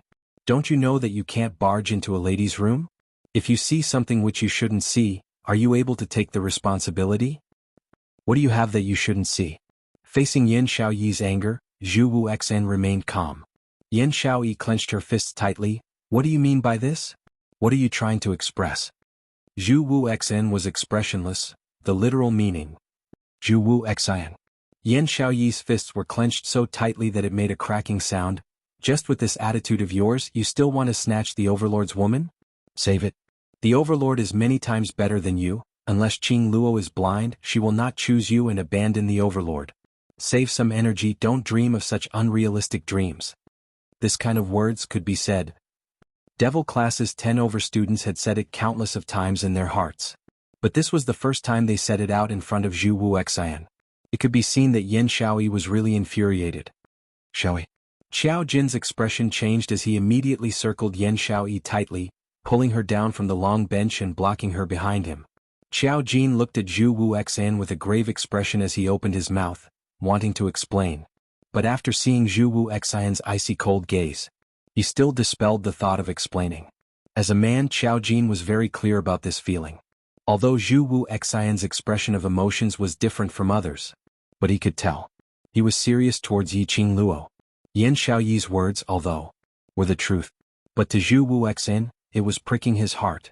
No man would be willing to be compared with another man, especially by the brother of the woman he loved. Forget about the comparison. But he was said to be totally incomparable to that man. Based on Zhu Wuxia's character. How could he possibly accept it? As expected. Zhu Wuxia, who was standing opposite, was no longer that kind of coldness which he could still endure. But it was a kind. It was extremely indifferent, so cold that there was not a trace of warmth or emotion. There was also a faint killing intent that spread out. Qiao Jin's expression grew increasingly grave. He firmly protected Yan Xiaoyi behind him as he vigilantly released his profound energy. Once Zhu Wuxin made his move, he would fight to the death to protect Yan Xiaoyi. An austere aura pervaded the hall. The hurricane swept up the dust on the ground. Tables and benches were constantly rubbing against the ground. What are you doing?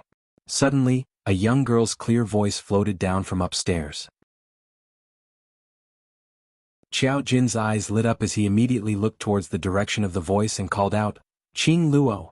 Meanwhile, Zhu Wuxia also raised his head, as he looked towards Yiqing Luo's direction. His deep, black eyes were filled with a piercingly cold light.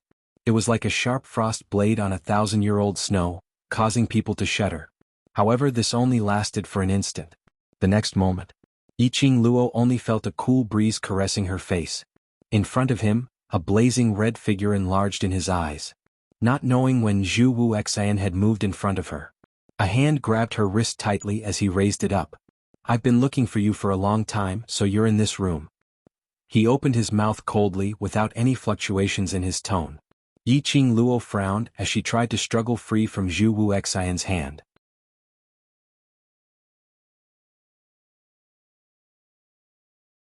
Chapter 3140. His strength was so strong that her wrist was starting to hurt. Yiqing Luo's brows creased even tighter. Just as she was about to open her mouth to ask Zhu Wu Xian to let go of her. Below, Yan Xiaoyi was suddenly enlightened as she pointed at Zhu Wu Xian. You scurried around the rooms early in the morning, just to look for Qing Luo's room? Zhu Wu Xian didn't even give her a glance. He stared at Yiqing Luo without blinking as his voice was icy cold. Why are you hiding from me? Hiding? Did she hide from him? Yesterday it was because she couldn't find a place for them to feed each other, so she casually found an empty room to rest. Furthermore, he scurried around the rooms early in the morning to look for her. What was he up to? Last night I was trapped in the kitchen by his barrier. Zhu Wu Xian's expression was solemn. After I came out, I couldn't sense your presence in the inn. He suddenly increased the strength in his hand. It made Yiqing Luo's slender brows creased once again. But he didn't notice it as his voice was deep and cold. You belong to me, you can't hide from me. Yiqing Luo? Here it goes again. Was he done yet? Why was it that every time they talked about this topic, she and Zhu Wu Xian seemed to be from two different worlds, not on the same channel? Why didn't Zhu Wu Xian understand her rejection? Yiqing Luo took a deep breath as her peripheral vision shot towards that tightly shut door behind her. Logically speaking, based on that vinegar jar's character, he should have rushed out long ago. But Dmo Xian was still in the room, with no intention to stop Zhu Wu Xian at all. What was this rhythm? What was Dmo Xian up to this time? Just as he was about to patiently declare his rights once more, Zhang Xian's eyes lit up. Suddenly her wrist was violently pulled by someone. Zhu Wu Xian's long arm locked her tightly. Not in his arms, but clamped down on her petite body, making her totally unable to move. This made Yiqing Luo's slender brows crease tightly. Damn it! Wasn't his hand hurting? Why did he have so much strength when his hand hurt? Not waiting for Yiqing Luo to curse silently, she had rushed out hurriedly and had not combed her hair, so Zhu Wu Xian tugged on it. The force wasn't great, but it was still a little painful. Zhu Wu Xian, what are you doing? Yiqing Luo clenched her teeth as she really wanted to slap this lunatic to death. Zhu Wuxin brushed her hair aside. His vision was fixed on Yiqing Luo's exposed neck. That pair of eyes that were as cold as ice instantly squinted, reflecting the piercingly cold light of a sharp blade. You slept with him last night. Zhu Wuxin's ice-cold voice was deep and cold. His stiff fingers, one by one, loosened Yiqing Luo's hair. Following that, one by one they loosened their grip on Yiqing Luo. The minute Yiqing Luo broke free from the restraints, she immediately took a few steps back. While frowning, she massaged the place where she was scratched and sneered coldly, What are you doing so early in the morning? There are hickeys on your neck. Zhu Wu Xian's gaze was icy cold as his vision seemed to pass through Yiqing Luo, directly penetrating her neck which was below her fine black hair, too. It's hickey. Yiqing Luo immediately raised her hand and covered her neck. Recalling Zhu Wu Xian's action earlier. Surely it couldn't be just to see the hickeys on her neck, right? Dmo Xian. That shameless man. No wonder he sat in the room so calmly and didn't come out. So, he was planning to use the kiss mark to force Zhu Wuxin to retreat. You slept with him last night. Zhu Wu Xian's expression was gloomy and between his brows, there was a chilly intent.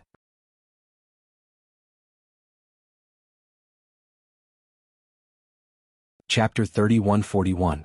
Yiqing Luo. Zhu Wu Xian's voice suddenly became heavier. Both his hands suddenly placed on Yiqing Luo's shoulders. Answer me, isn't it? His tone was still icy cold, but it was filled with questions.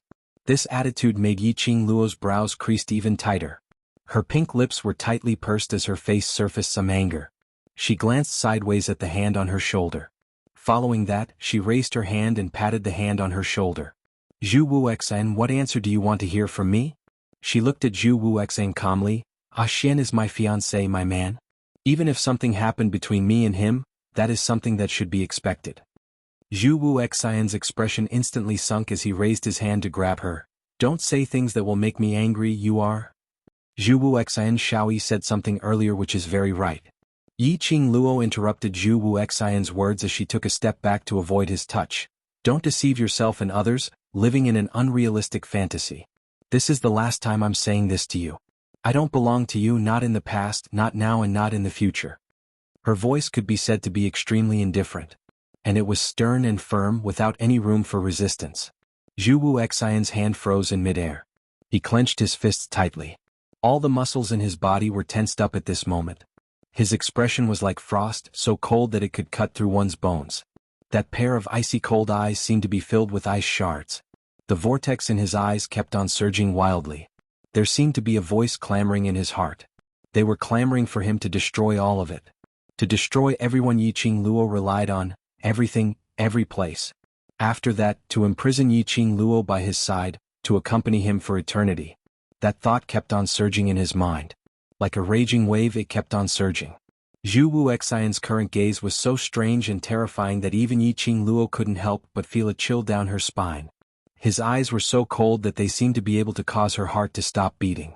The powerful and shocking aura was accompanied by an intense murderous intent. Yiqing Luo's pupils constricted violently. A strong sense of unease spread from the bottom of his heart. She also released her perception on her own. His body also assumed a defensive posture. This action also stung Zhu Wuxian's eyes. The murderous aura in his eyes became even more violent and ferocious. She was actually afraid of him? She actually isolated him outside. She was actually guarding against him. Monsieur, Di Zun. Are you awake? Just as you expected, the reinforcements are all heavily injured. Those bastards from the Palace of Darkness are too despicable. Suddenly, a deep, resounding and urgent roar came from outside the inn. The general and a few soldiers rushed in with big strides. Yiqing Luo's gaze went past Zhu Wuxian, as it floated downwards to the main hall. The soldiers supported many of the heavily injured soldiers into the inn. The hall was instantly filled with the smell of blood. Yiqing Luo frowned as she didn't have the mood to continue tangling with Zhu Wuxian. She retracted her gaze and was just about to speak to Zhu Wuxian. But Zhu Wuxian only used that pair of extremely indifferent and filled with endless whirlpools as he fixed his gaze on her. Just one look. Zhu Wuxian's figure seemed to have blended into the air as he disappeared.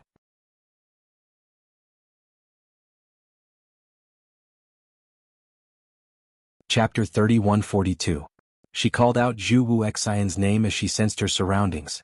But there was no response to her. There was only a cool breeze blowing gently. She didn't sense Zhu Wuxian's presence. He wouldn't? Had he really left the inn? The human face was still hidden in his arm. If the human face took the opportunity to leave his arm, it would be extremely difficult for them to find that piece of human face again. But Yiqing Luo didn't have the time to look for Zhu Wuxian. In the main hall, more and more injured soldiers and disciples dressed in the Imperial Palace's uniform were supported in. Yiqing Luo could only put Zhu Wuxian's matter aside. Although Zhu Wuxian's character was a little cold, but he wasn't someone who didn't know how to look at the bigger picture. Unless the thoughts had just surfaced in her mind. Behind her, there was a warm and thick chest wall. The man's hand hooked onto her waist. He gently lifted her up. Her body, along with this force, fell directly into the main hall. The Grand General immediately went up to them. Overlord Monsieur, I'm so sorry to disturb your rest so early in the morning. But these brothers can't wait. Yiqing Luo's vision swept past the injured people in the main hall as she asked in a deep voice, "What's going on?" Yesterday we requested for reinforcements. The soldiers stationed in the other strongholds in South Tide Continent received the emergency signal, and while they were rushing over in batches, they were ambushed by the monsters. The Grand General clenched his fists tightly. Yesterday that batch of Palace of Darkness's disciples and the monsters were simply a cover. They were simply trying to attract our attention, then taking the opportunity to attack the other strongholds. As he said that, he hugged his head in extreme frustration as he clenched his fists tightly and pounded his own head fiercely. I shouldn't have sent out the emergency signal. I shouldn't have let them rush over to help. It's all my fault to let them fall into such a dangerous situation. Grand General, it's not your fault. It's Palace of Darkness. Palace of Darkness is simply too despicable and shameless. The other soldiers immediately rushed up to stop the Grand General. The Grand General's muscles tightened as he looked at DMO Xian and Yiqing Luo with reddened eyes. Overlord. Missy, I beg you. You must save these brothers. Yesterday, Xiang Xingfa's attack on Valley Wind City with the undead corpse puppets the flying demonic beasts, and the disciples of the palace of gloomy darkness were all just a pretense? His true goal, it was actually other fortresses. After they finished dealing with Elephant Shengfa and the others, before the reinforcements arrived, Yiqing Luo had indeed guessed it before. The reinforcements were on the way, but they were blocked by other teams from the Palace of Darkness, which delayed them. But he never thought that Xiang Shengfa was not the main attacker. She thought that she had successfully repelled the Palace of Gloomy Shadows and protected the Three Valley Wind City. In fact, it was just a bad plan of the Dark Palace. This knowledge made Yiqing Luo's expression sunk instantly. She glanced sideways and exchanged glances with the man beside her. She pursed her lips. Ah Xian, if this move of the Palace of Darkness is really a plan, then the Palace of Darkness is indeed an opponent that cannot be underestimated. Dmo Xian hugged her waist tightly as he comforted her and squeezed. But this move of the Palace of Darkness also means that the Palace of Darkness is already unable to hold back and wants to quickly invade the South Continent. As for why they want to increase the speed and use such a risky method, there is a possibility that something has happened internally in the Palace of Darkness.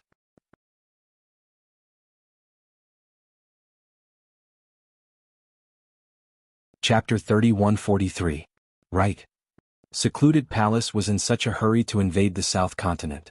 It must be because something had happened within the Secluded Palace. Otherwise, Secluded Palace would absolutely not waste a huge amount of manpower and resources at this critical juncture to hasten the speed of invading. The Elephant Sink technique would appear at the Valley Wind City's gates, which meant that the people from Secluded Palace knew that she and Dmo Xian had come to the South Continent, which also meant that the people from Secluded Palace had no time to care about their existence.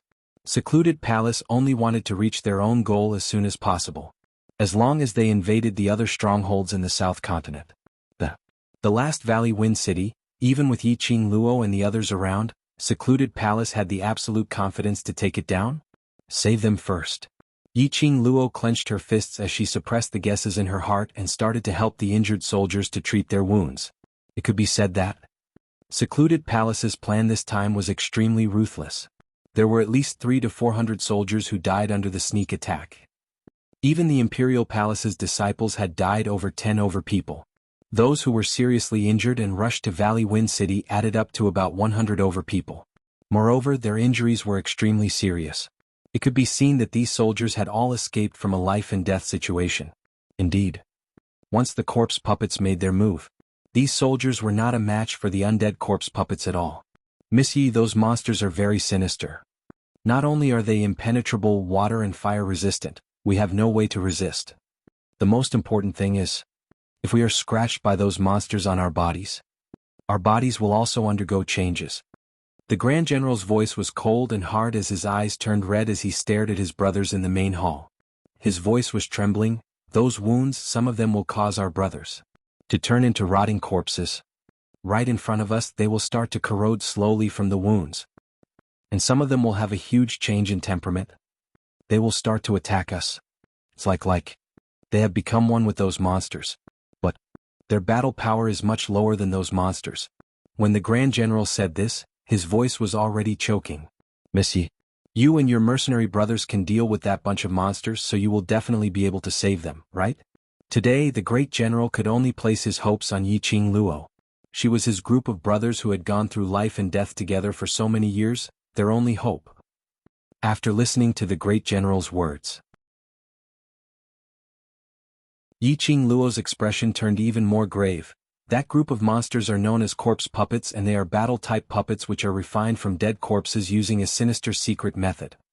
Therefore, the bodies of the puppets were filled with evil miasma. This miasma can be transmitted into a person's body through a wound, and from there it can corrode the body.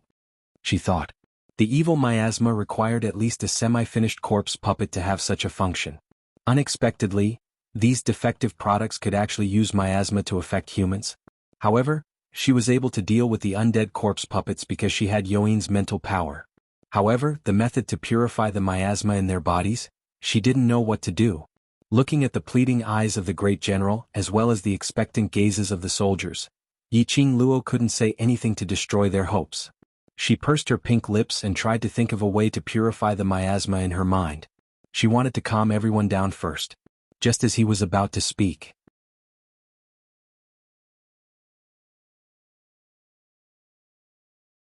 Chapter 3144. The moment this voice was heard, immediately the entire inn fell into a strange silence.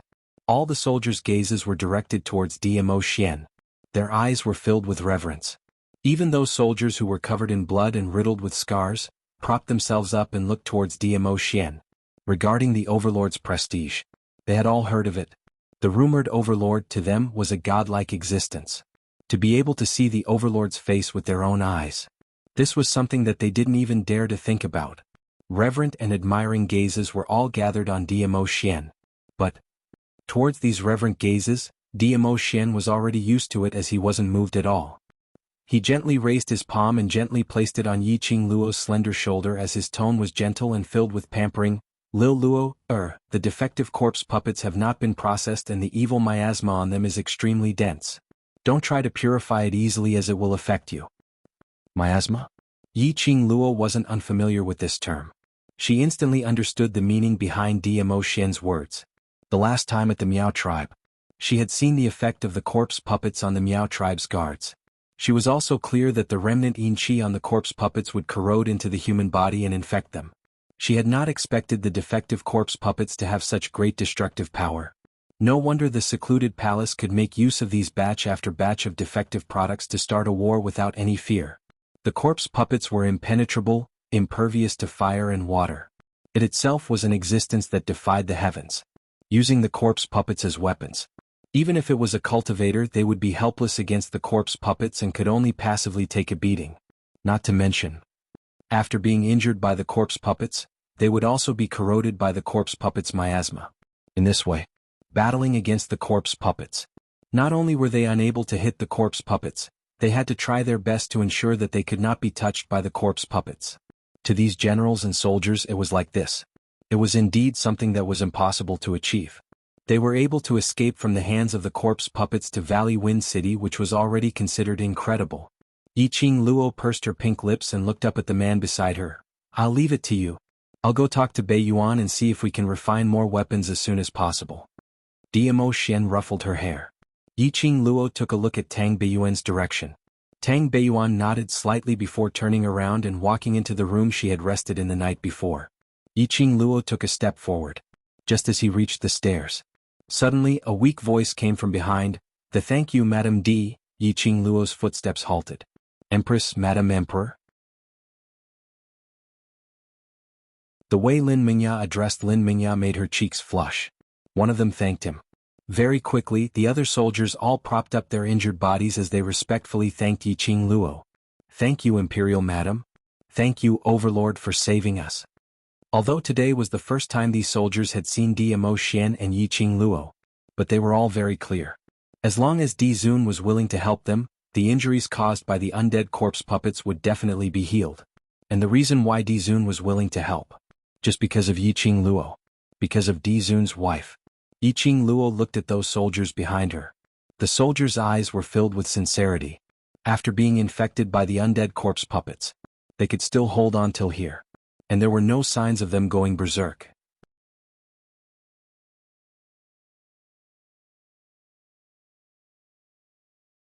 Chapter 3145. As long as one's heart had no evil thoughts, no darkness, the corpse puppet's miasma would not be able to corrode one's heart. That way he wouldn't be assimilated by the undead corpse puppets and become the undead corpse puppet's puppet. But the longer the miasma stayed in the body, even if they were not assimilated by the corpse puppets, they would be affected by the miasma and turn into a rotten corpse.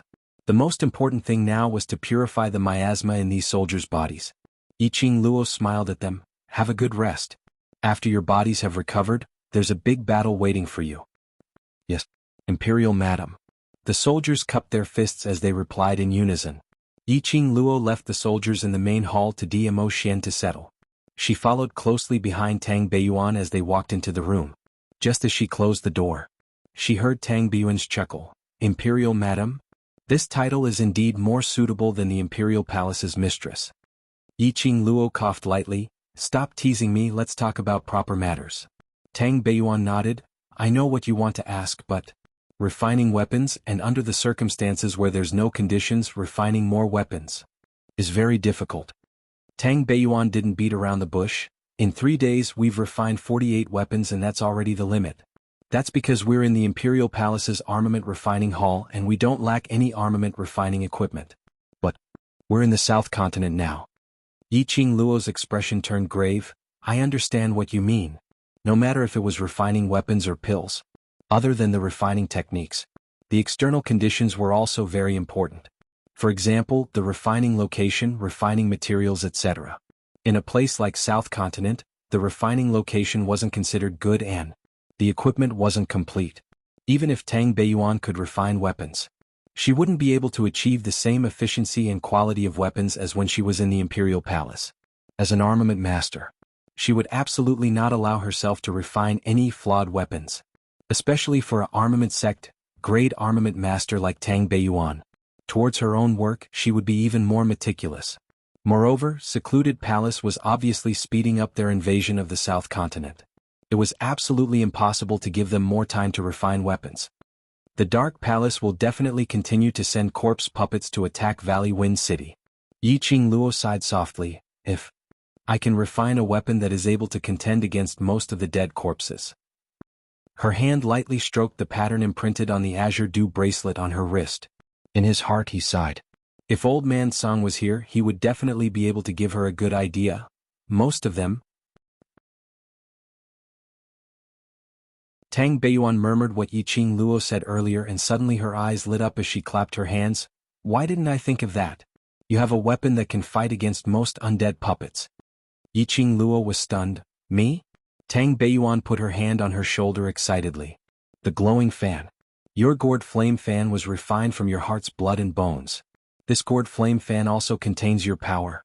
As long as you extract a portion of the mental energy used to fight against the undead puppets and fuse it with the ghastly flame fan, your ghastly flame fan will be much stronger than the weapons we forged in the Imperial Palace.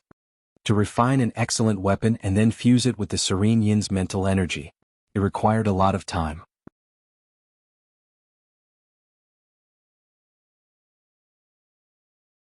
Chapter 3146. Of course, if it was an ordinary weapon, he could only start from the beginning of the refinement, step by step, to extract the Netherine spiritual energy and fuse it with the Netherine spiritual energy. But the devouring flame fan was different.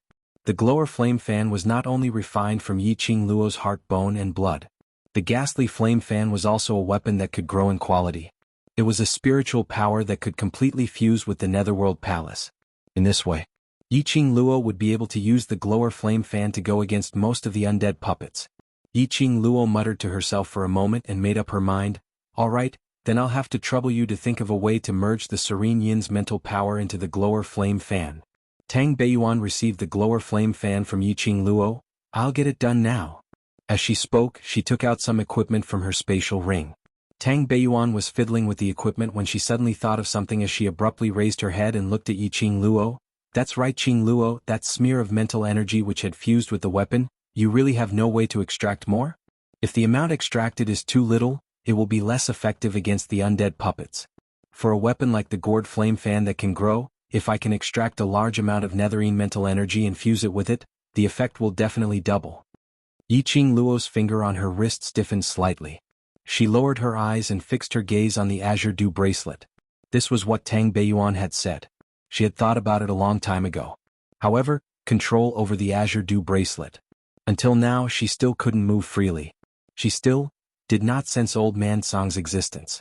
If Old Man Song was here, then Tang Beiyuan's idea would work.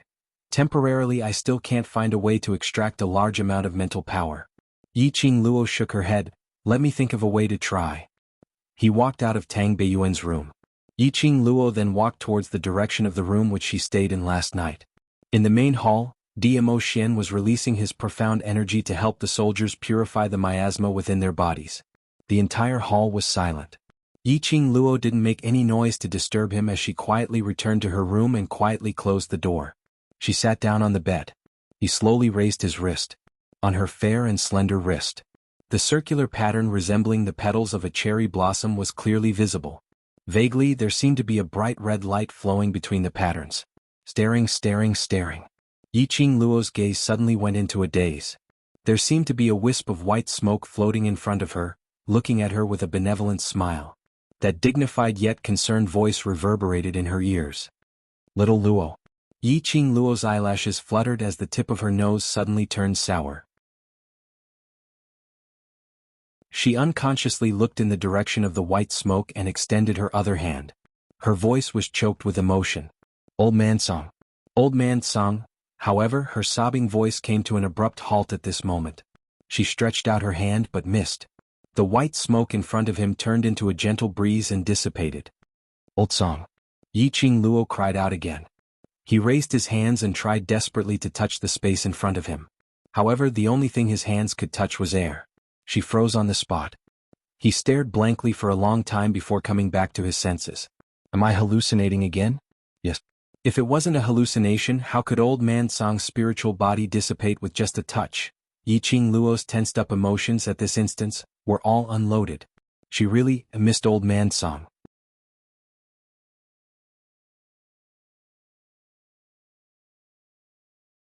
Chapter 3147.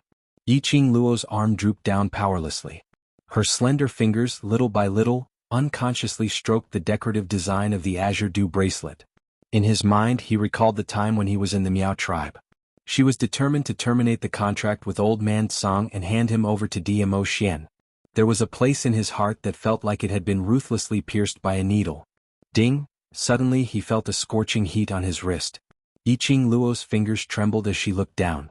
The pattern on the wristband was like water ripples, and layers upon layers of ripples began to appear. As the cherry blossom patterns floated, the scorching heat was also increasing. This change in the azure dew bracelet. This made Yi Qing Luo's eyes suddenly lit up. Old man Song? Yi Qing Luo sat up straight and her fingers once again covered the flowing pattern. As soon as he finished speaking, Yi Qing Luo only felt a flash of white light in front of her and she felt blinded for a moment. The next moment, the place in front of him was already extremely familiar. It was the inside of the azure dew bracelet. Her divine sense entered the interior of the azure dew bracelet once more. Yi Qing Luo couldn't suppress the excitement in her heart as she took a few quick steps forward. She looked around at the vast expanse of whiteness, searching for the figure she was looking for. Old Song. It's you, you're back, aren't you? Her voice echoed within the azure dew bracelet. However, there was no response at all. Furthermore, in all of the places that old man Song liked to hang out in, he was nowhere to be seen. The inside of the azure dew bracelet was empty except for her. There was nothing else. No other creature. There was no aura of old man Song. She couldn't sense old Song's aura within the azure dew bracelet. Since it wasn't you who returned, then why was I able to enter the azure dew bracelet again? Yi Qing Luo's pink lips trembled slightly as she faintly spoke in a low voice. She lifted her wrist again. He stared at the floating patterns that seemed to be alive. She couldn't help but laugh, extremely bitter. Could it be that you want me to learn how to control the azure dew bracelet myself? Answer her. There were still only echoes from all four directions. Yi Qing Luo slowly closed her eyes as her body fell backwards. Her slender back was pressed tightly against the cold ground. He slowly raised his right hand and placed it on his head. But old man and I, Song, I'd rather you personally teach me how to control the azure dew bracelet. You're my only senior in this strange world, she sighed faintly. The flowing cherry blossom patterns blocked her eyes.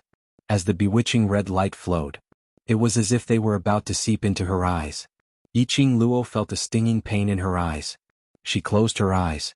When he opened his eyes again, he was met with a pair of eyes that were as large as copper bells. Two huge, golden eyes? What is this? Yi Qing Luo abruptly flipped herself up from the ground, as she looked towards the direction of her eyes vigilantly. It's you? When Yi Qing Luo saw that pair of eyes clearly, the expression on her face was filled with astonishment. In front of him was a huge cauldron. The bronze furnace. However, it was covered in a dazzling golden light. The pair of eyes she had just seen. It was the two golden eyes on the body of the cauldron. Yi Qing Luo pointed at the cauldron in front of her. Cauldron? Cauldron dragon? So it's you. The inside of the azure dew bracelet should be an independent space. Apart from her surprise, there shouldn't be anyone who could appear in the azure dew bracelet's independent space. This cauldron in front of her.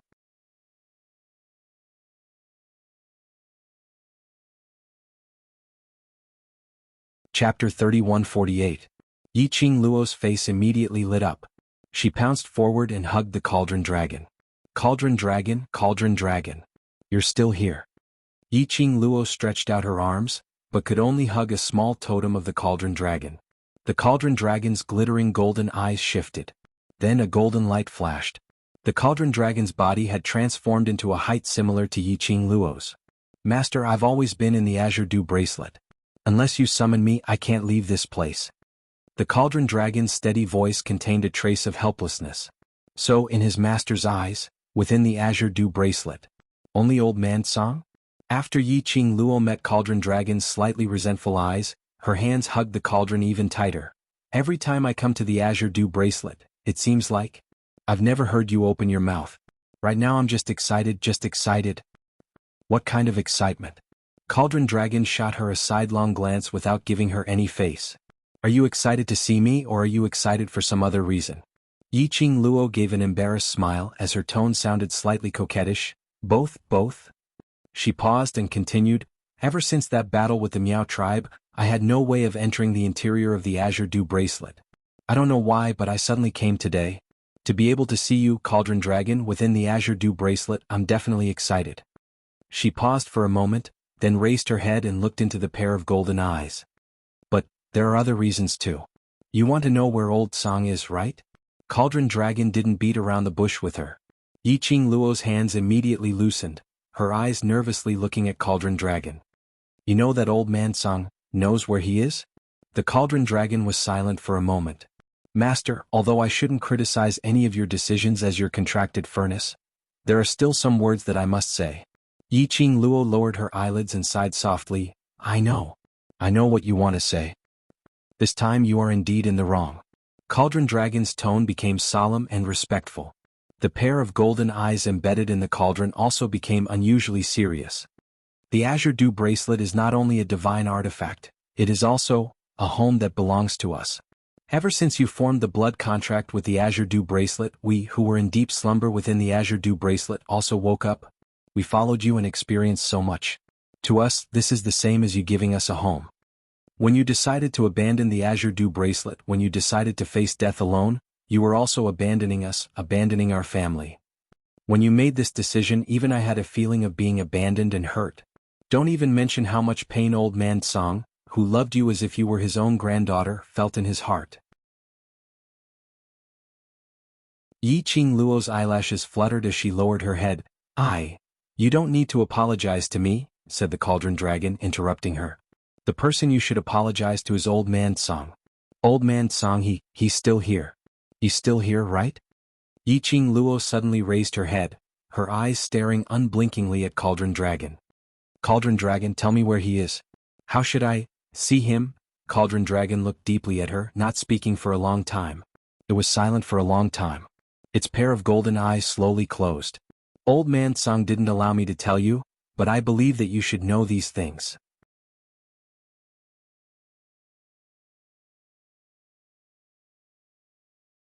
Chapter 3149. Cauldron Dragon's tone was heavy. Met with Old Man Song exhausting his own mental strength to forcefully stop the contract with you? Yiqing Luo's complexion faintly paled. Her slender fingers suddenly tightened. Her round fingernails deeply embedded themselves into her palm. Old Man Song was a spirit body and could become the Azure Dew Bracelet's guardian spirit. What he relied on was mental strength. Her method of communication with Old Man Song was also through mental strength. Exhausting mental strength to stop the contract from being dissolved. It was the same as burning her vitality to dissolve the blood contract. Yiqing Luo suddenly lifted her wrist. Her fingers trembled as they covered the decorative design that represented the Azure Dew Bracelet on her wrist. Cherry blossom petals floated on her fingertips like flowing clouds. The tip of her nose suddenly turned sour. Cauldron Dragon, so, after I woke up, the Azure Dew Bracelet didn't dissolve the contract with me because of this reason? Old Man Song, who had exhausted all of his mental strength, he would completely disappear from this world. Even his soul wouldn't exist anymore. Therefore, the current conclusion was, the Azure Dew Bracelet still maintained the contract relationship with her. And Old Man Song was already gone? After these words were spat out from her mouth with great difficulty, Yiqing Luo practically exhausted all the strength in her body. The intense sourness irritated her eyes. Her fists clenched even tighter as she forcefully endured. His eyes and the tip of his nose were all red. Cauldron Dragon looked at Yiqing Luo, who seemed like she wanted to cry, and immediately said, "Of course not." A glimmer of hope flashed in Yiqing Luo's eyes. Cauldron Dragon said, "Although Old Man Song exhausted his mental strength, he is still in the Azure Dew Bracelet. I am unable to sense his existence now because his mental strength is insufficient." Yiqing Luo opened her mouth with great difficulty, her voice extremely dull and hoarse. "This is also one of the reasons," Cauldron Dragon said. "What other reasons?" Yiqing Luo's hope rose as she eagerly asked. Cauldron Dragon hesitated for a moment, as if hesitating whether to say it or not. Yiqing Luo's heart was already endlessly anxious. Her slender brows knitted into a ball as she single-handedly supported the cauldron body. "What other reasons are there? What happened to Old Man Song?" Cauldron Dragon glanced at her. In the end, he seemed to have decided on something. He let out a long sigh. In the process of Old Man Song consuming his mental force, he was stopped by an accident. Old Man Song's attempt to stop the dissolution of the contract was also stopped. Accident? Yiqing Luo's hand trembled, and immediately hope was ignited. "Then where is Old Man Song? How can I sense his existence?" "Yes, an accident." Cauldron Dragon only emphasized the word accident. He didn't have any intention of elaborating. Although this accident prevented Old Man Song from harming himself, Old Man Song's action of exhausting his mental strength really did happen. His spiritual body was affected. In addition to this accident, if you want to see him again, perhaps it will be a bit difficult. Yiqing Luo pursed her lips tightly. Her pale lips were stained with a trace of blood. "What can I do for him?" Cauldron Dragon didn't reply. He used his pair of golden eyes to stare at her for a good while before asking in reply, "Master, is it because you want Old Man Song to awaken because you need him to teach you how to freely extract the netherine mental strength, or because you're worried about him?" Yiqing Luo's slender brows immediately knitted together.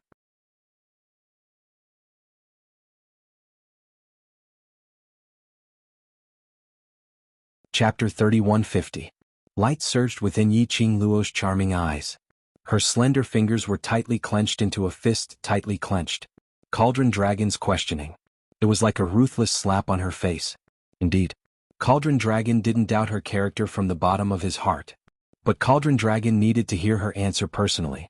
This already showed that Cauldron Dragon's trust towards her already had a gap. She didn't blame Cauldron Dragon. If it was her gap would perhaps be even greater than Cauldron Dragon's. After all this time, she had indeed gone too far. Especially when she heard that Old Man Song's soul had almost flown away and scattered because of her decision. She became increasingly aware of her own selfishness and excesses. Wholeheartedly, she only thought about her own love and Xian. But she had neglected. She couldn't leave Xian and couldn't bear the days without him. Then, those people who cared about her and valued her. How could they leave her? How could they bear the days without her? This was her fault.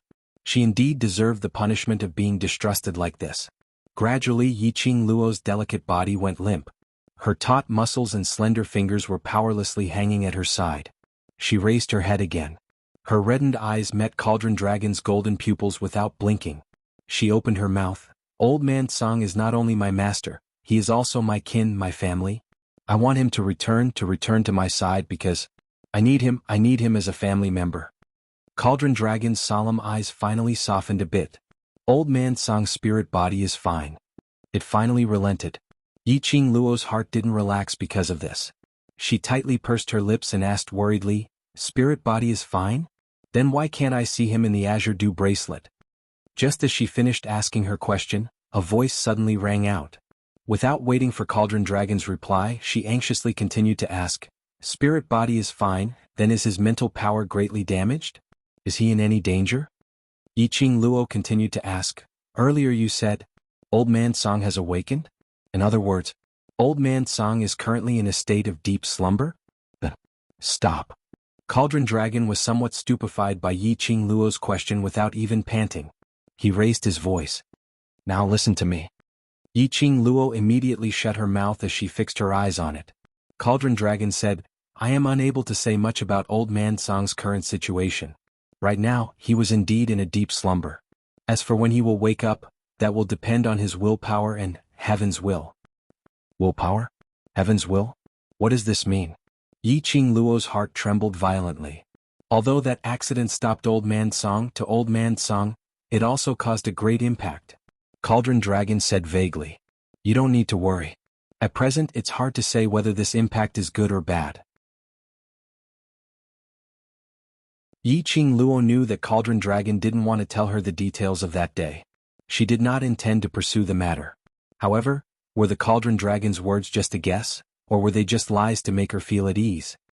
Master, no matter how much you think about Old Man Song's situation, it's of no use.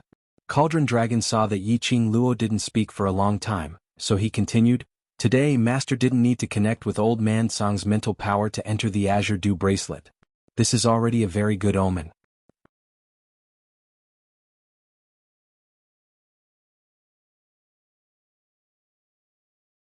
Chapter 3151. Old Man Song is the Azure Dew bracelet's guardian. Your mental strength is connected to him.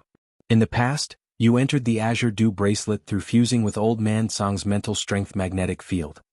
Cauldron Dragon explained. Yi Qing Luo looked at the Azure Dew bracelet pattern on her wrist in astonishment. These days, she had been unable to enter the Azure Dew bracelet. She was also unable to form a connection with the Azure Dew bracelet. Was it because the magnetic field connection between her and Old Man Song was broken? Then, she suddenly entered the Azure Dew bracelet today. What was the reason? Her and Old Man Song's magnetic field connection was re-established? We have no way of knowing the reason at the moment. Cauldron Dragon said, however, this is at least a good start. This also shows that Old Man Song's consciousness is very likely slowly recovering. Yi Qing Luo's charming eyes slowly surveyed the surroundings.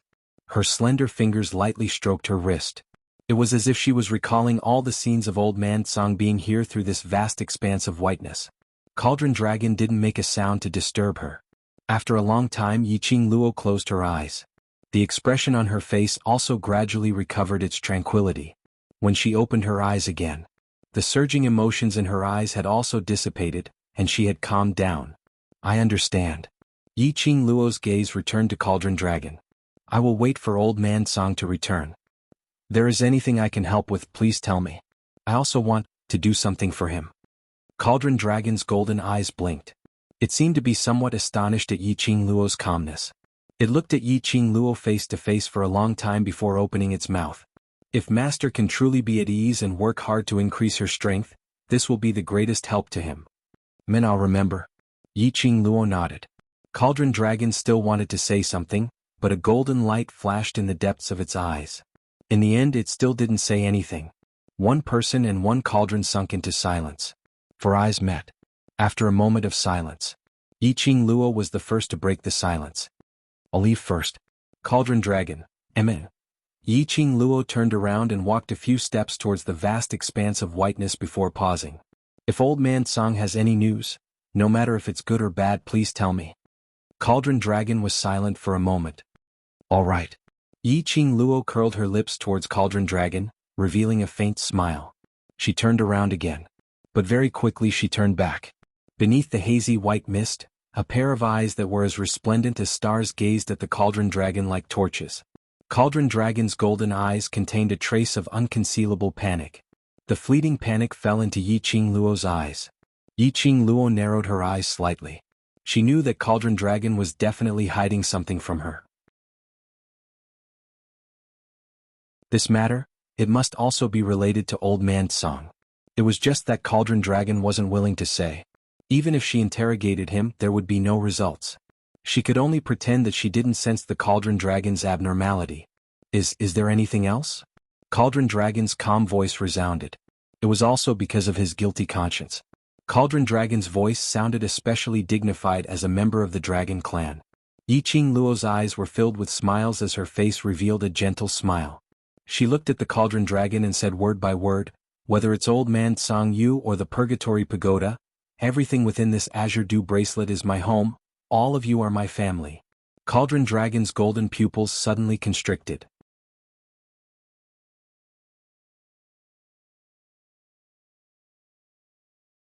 Chapter 3152. Cauldron Dragon's golden pupils flickered and shrank again. It wanted to speak. However, when he looked into the young girl's eyes, which were shining with brilliance, it couldn't make the slightest sound. Just like that, it locked eyes with the young girl. After a long while, The young girl withdrew her gaze and stepped into the boundless whiteness. That blazing figure. Within the white fog, it was faintly discernible. Until that figure completely disappeared within the azure dew bracelet. Cauldron Dragon's widened golden pupils faintly fluctuated for a moment. Golden light flickered. The cauldron body once again transformed into an enormous dragon cauldron. "I'll have to trouble you, Cauldron Dragon." A gentle and graceful voice was especially clear in this silent space. Hearing this voice, Cauldron Dragon's gaze suddenly became respectful. "Is it really okay to tell her about Old Man Song?" That graceful voice was ethereal and faintly discernible. "You can't always let her act recklessly. You should let her understand that after she acts recklessly, someone will bear the consequences for her." Although the words were filled with reproach towards Yi Qing Luo, but one could clearly hear the amiability in the tone. Cauldron Dragon's golden pupils drooped, as if recalling Yi Qing Luo's final smile when she looked at it. It sighed softly, "Come to think of it, that girl should have already understood this." The air was silent. Cauldron Dragon asked again, "Then Old Man Song can he still wake up?" "Yes." The graceful voice seemed to blend into the air, light and faintly discernible. If one didn't listen carefully, they wouldn't be able to hear this voice. "Old Man Song will wake up, but everything depends on fate. Depends on the fate between Old Man Song and Luo." Yi Qing Luo opened her eyes. She was still in the room where she rested last night. In her mind, she recalled what Cauldron Dragon had just said. She lifted her wrist and lightly stroked the azure dew bracelet. "Old Man Song, I will definitely let you wake up. The things I promised you, I will absolutely not break my word." She softly murmured, the light in her eyes becoming increasingly resolute. She looked at the time. She had actually already stayed in the azure dew bracelet for nearly 2 hours. Yi Qing Luo walked out of the room, preparing to take a look at Dmo Xian and those soldiers who were infected by the miasma. But, standing at the railing of the second floor, Yi Qing Luo surveyed the surroundings but didn't see Dmo Xian's figure at all. The injured soldiers were also bandaged and laid on the ground covered with straw to rest. "Where is Xian?" Yi Qing Luo's figure leapt up and directly leapt from the railing to the first floor. Her appearance immediately attracted everyone's attention. "Lady Knight, no, I should call her Lady Emperor." The soldiers immediately greeted him respectfully. "How are your bodies feeling?" Yi Qing Luo smiled at them. The soldiers were grateful. "Thank you for your concern. The Overlord has cleared the miasma from our bodies. As long as we rest for a while, we can go into battle again." Yi Qing Luo's vision swept past everyone's faces. The black aura between their eyebrows had indeed completely dissipated. She curled her lips and said warmly, "There's no hurry to go into battle and kill the enemy. The external injuries on your bodies need to rest for at least half a month's time." The smiles on the soldiers' faces stiffened and immediately became resolute. "The injuries on our bodies are not a hindrance."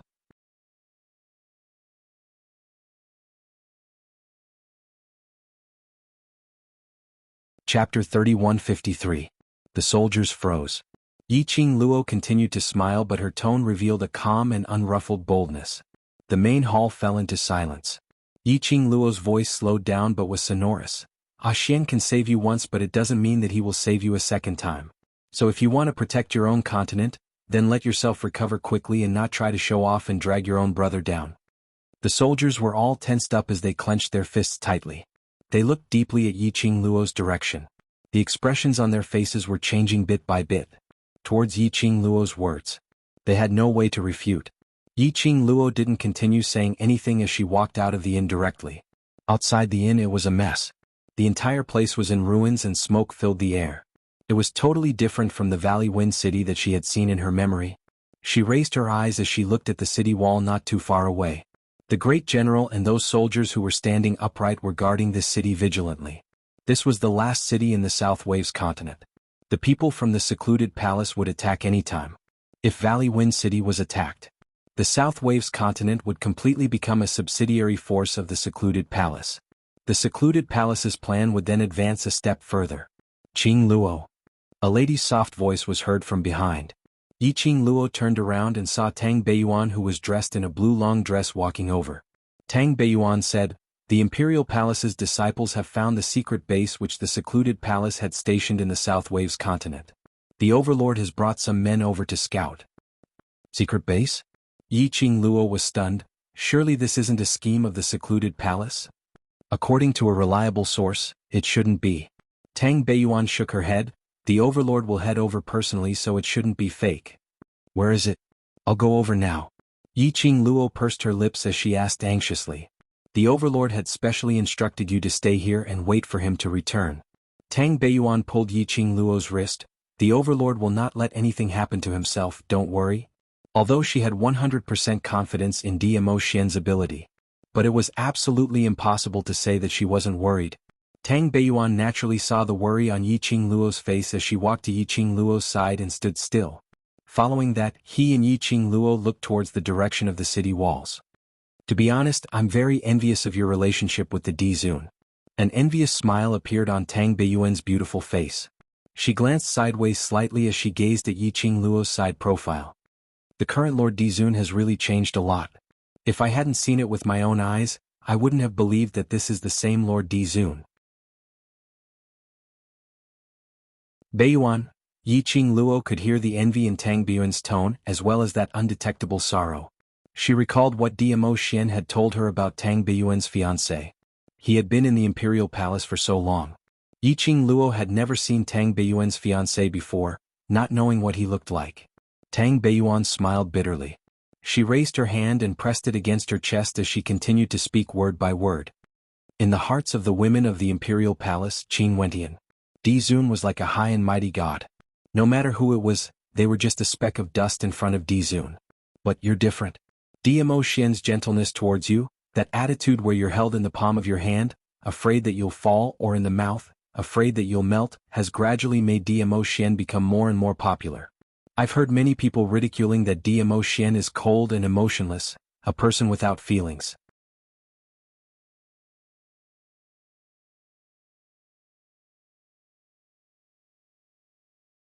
Chapter 3154. Tang Beiyuan's tone became increasingly bitter. That bitter taste. Even if he tried his best to hide it, he could clearly feel it. Actually, it's not that he's cold and heartless, it's not that he doesn't have feelings. It's just that the only person he warms is you. Tang Beiyuan could not help but laugh. Her eyes were filled with a sense of loss. He has given all his love to you. He only has eyes and heart for you. Beiyuan. Yiqing Luo held Tang Beiyuan's hand. Her hand was cold. Yiqing Luo's slender brows creased as she placed one hand on her shoulder. You and your fiancé, what's the matter? Tang Beiyuan's words sounded very strange. If others were to hear this, they might have thought that Tang Beiyuan was deeply in love with Dimo Xian, and seeing Dimo Xian loving Yiqing Luo made her feel jealous, etc. But Yiqing Luo was very clear. Even if she had never met Tang Beiyuan's fiancé, she was very clear about everything. Tang Beiyuan's deep love for that man. Why would Tang Beiyuan show such an envious and bitter expression? Apart from that fiancé, Yiqing Luo could not think of anyone else. Tang Beiyuan slowly raised her head. Her eyes were red from holding back her tears as she stared fixedly at her. After a while, Tang Beiyuan said in a hoarse voice, "Do you know why I followed you to the South Wave continent?" Yiqing Luo looked at her silently, waiting for her next words. Tang Beiyuan closed her eyes. He was injured in the last mission, and I didn't want him to risk his life on the South Wave continent. So I came. Yiqing Luo rubbed her head. For your fiancé's Beijing, you're very brave. Yes, but he will never be able to see my bravery. Tang Beiyuan forced a smile and snorted softly. Perhaps I'm not the one who knows how to warm him. Yiqing Luo heard the exhaustion in her tone as she gently pulled her into her arms and patted her back. Don't let your imagination run wild. Tang Beiyuan, who was in Yiqing Luo's arms, didn't say a word for a long time. But Yiqing Luo could feel that the sorrowful loneliness from the lady was extremely thick. It seemed that after everything was over, she had to find a chance. He wanted to see Tang Beiyuan's fiancé. Only when she saw that man could she be sure that Tang Beiyuan would be happy with him. Yiqing Luo gently patted the person in her arms. After a while, Tang Beiyuan suddenly looked up. A pair of beautiful eyes looked at her with a smile. Now, do you still want to look for His Majesty? There was no trace of loneliness or sorrow in her beautiful eyes that were filled with smiles. It was as if the bitterness from before was just a facade. Yiqing Luo was stunned and was about to open her mouth. Tang Beiyuan grabbed her hand and winked mischievously. If you still want to look for the Dizun, you'll be provoking me. I'm all alone and I don't have a fiancé by my side to love me. His tone was full of grievance. Yiqing Luo, She stared at Tang Biyuan's face for a long time before she held her forehead and said, "Just now, were you trying to divert my attention? In order to prevent her from finding Dmo Xian? So you purposely put on a bitter drama?" Tang Biyuan's eyelashes fanned as she looked at her innocently. No, I'm speaking from the bottom of my heart. I'm really envious of you guys, very envious, very envious." As she said that, she stuck out her tongue mischievously at her. Following that, she turned around and jogged towards the direction of the inn.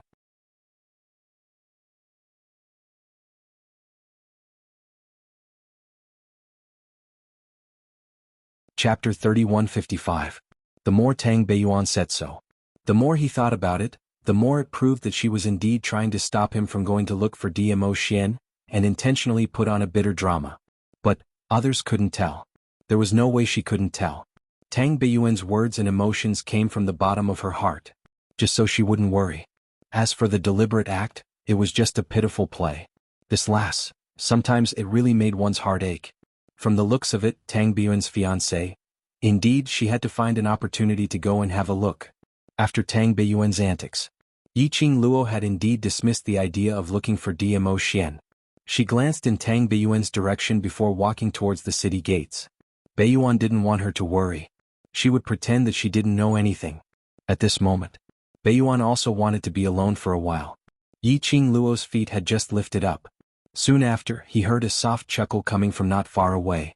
Yiqing Luo frowned as she looked towards the direction of the laughter alertly. In the messy street stood a figure wrapped in a black robe. Even his head was covered with a black veil, making it impossible to see his face clearly. Yiqing Luo's expression congealed.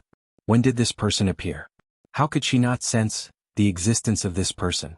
Her perception couldn't sense this person? "Miss Yi, you're really naive." The black-robed and black-veiled figure laughed softly. Her tone was full of ridicule. The sound was ear-piercing, like the sound of two sharp objects colliding and rubbing against each other. Yiqing Luo dug her ears and frowned slightly. "Who are you?" Judging from this person's stature, Yiqing Luo's initial judgment was that the person under the black robe should be a lady.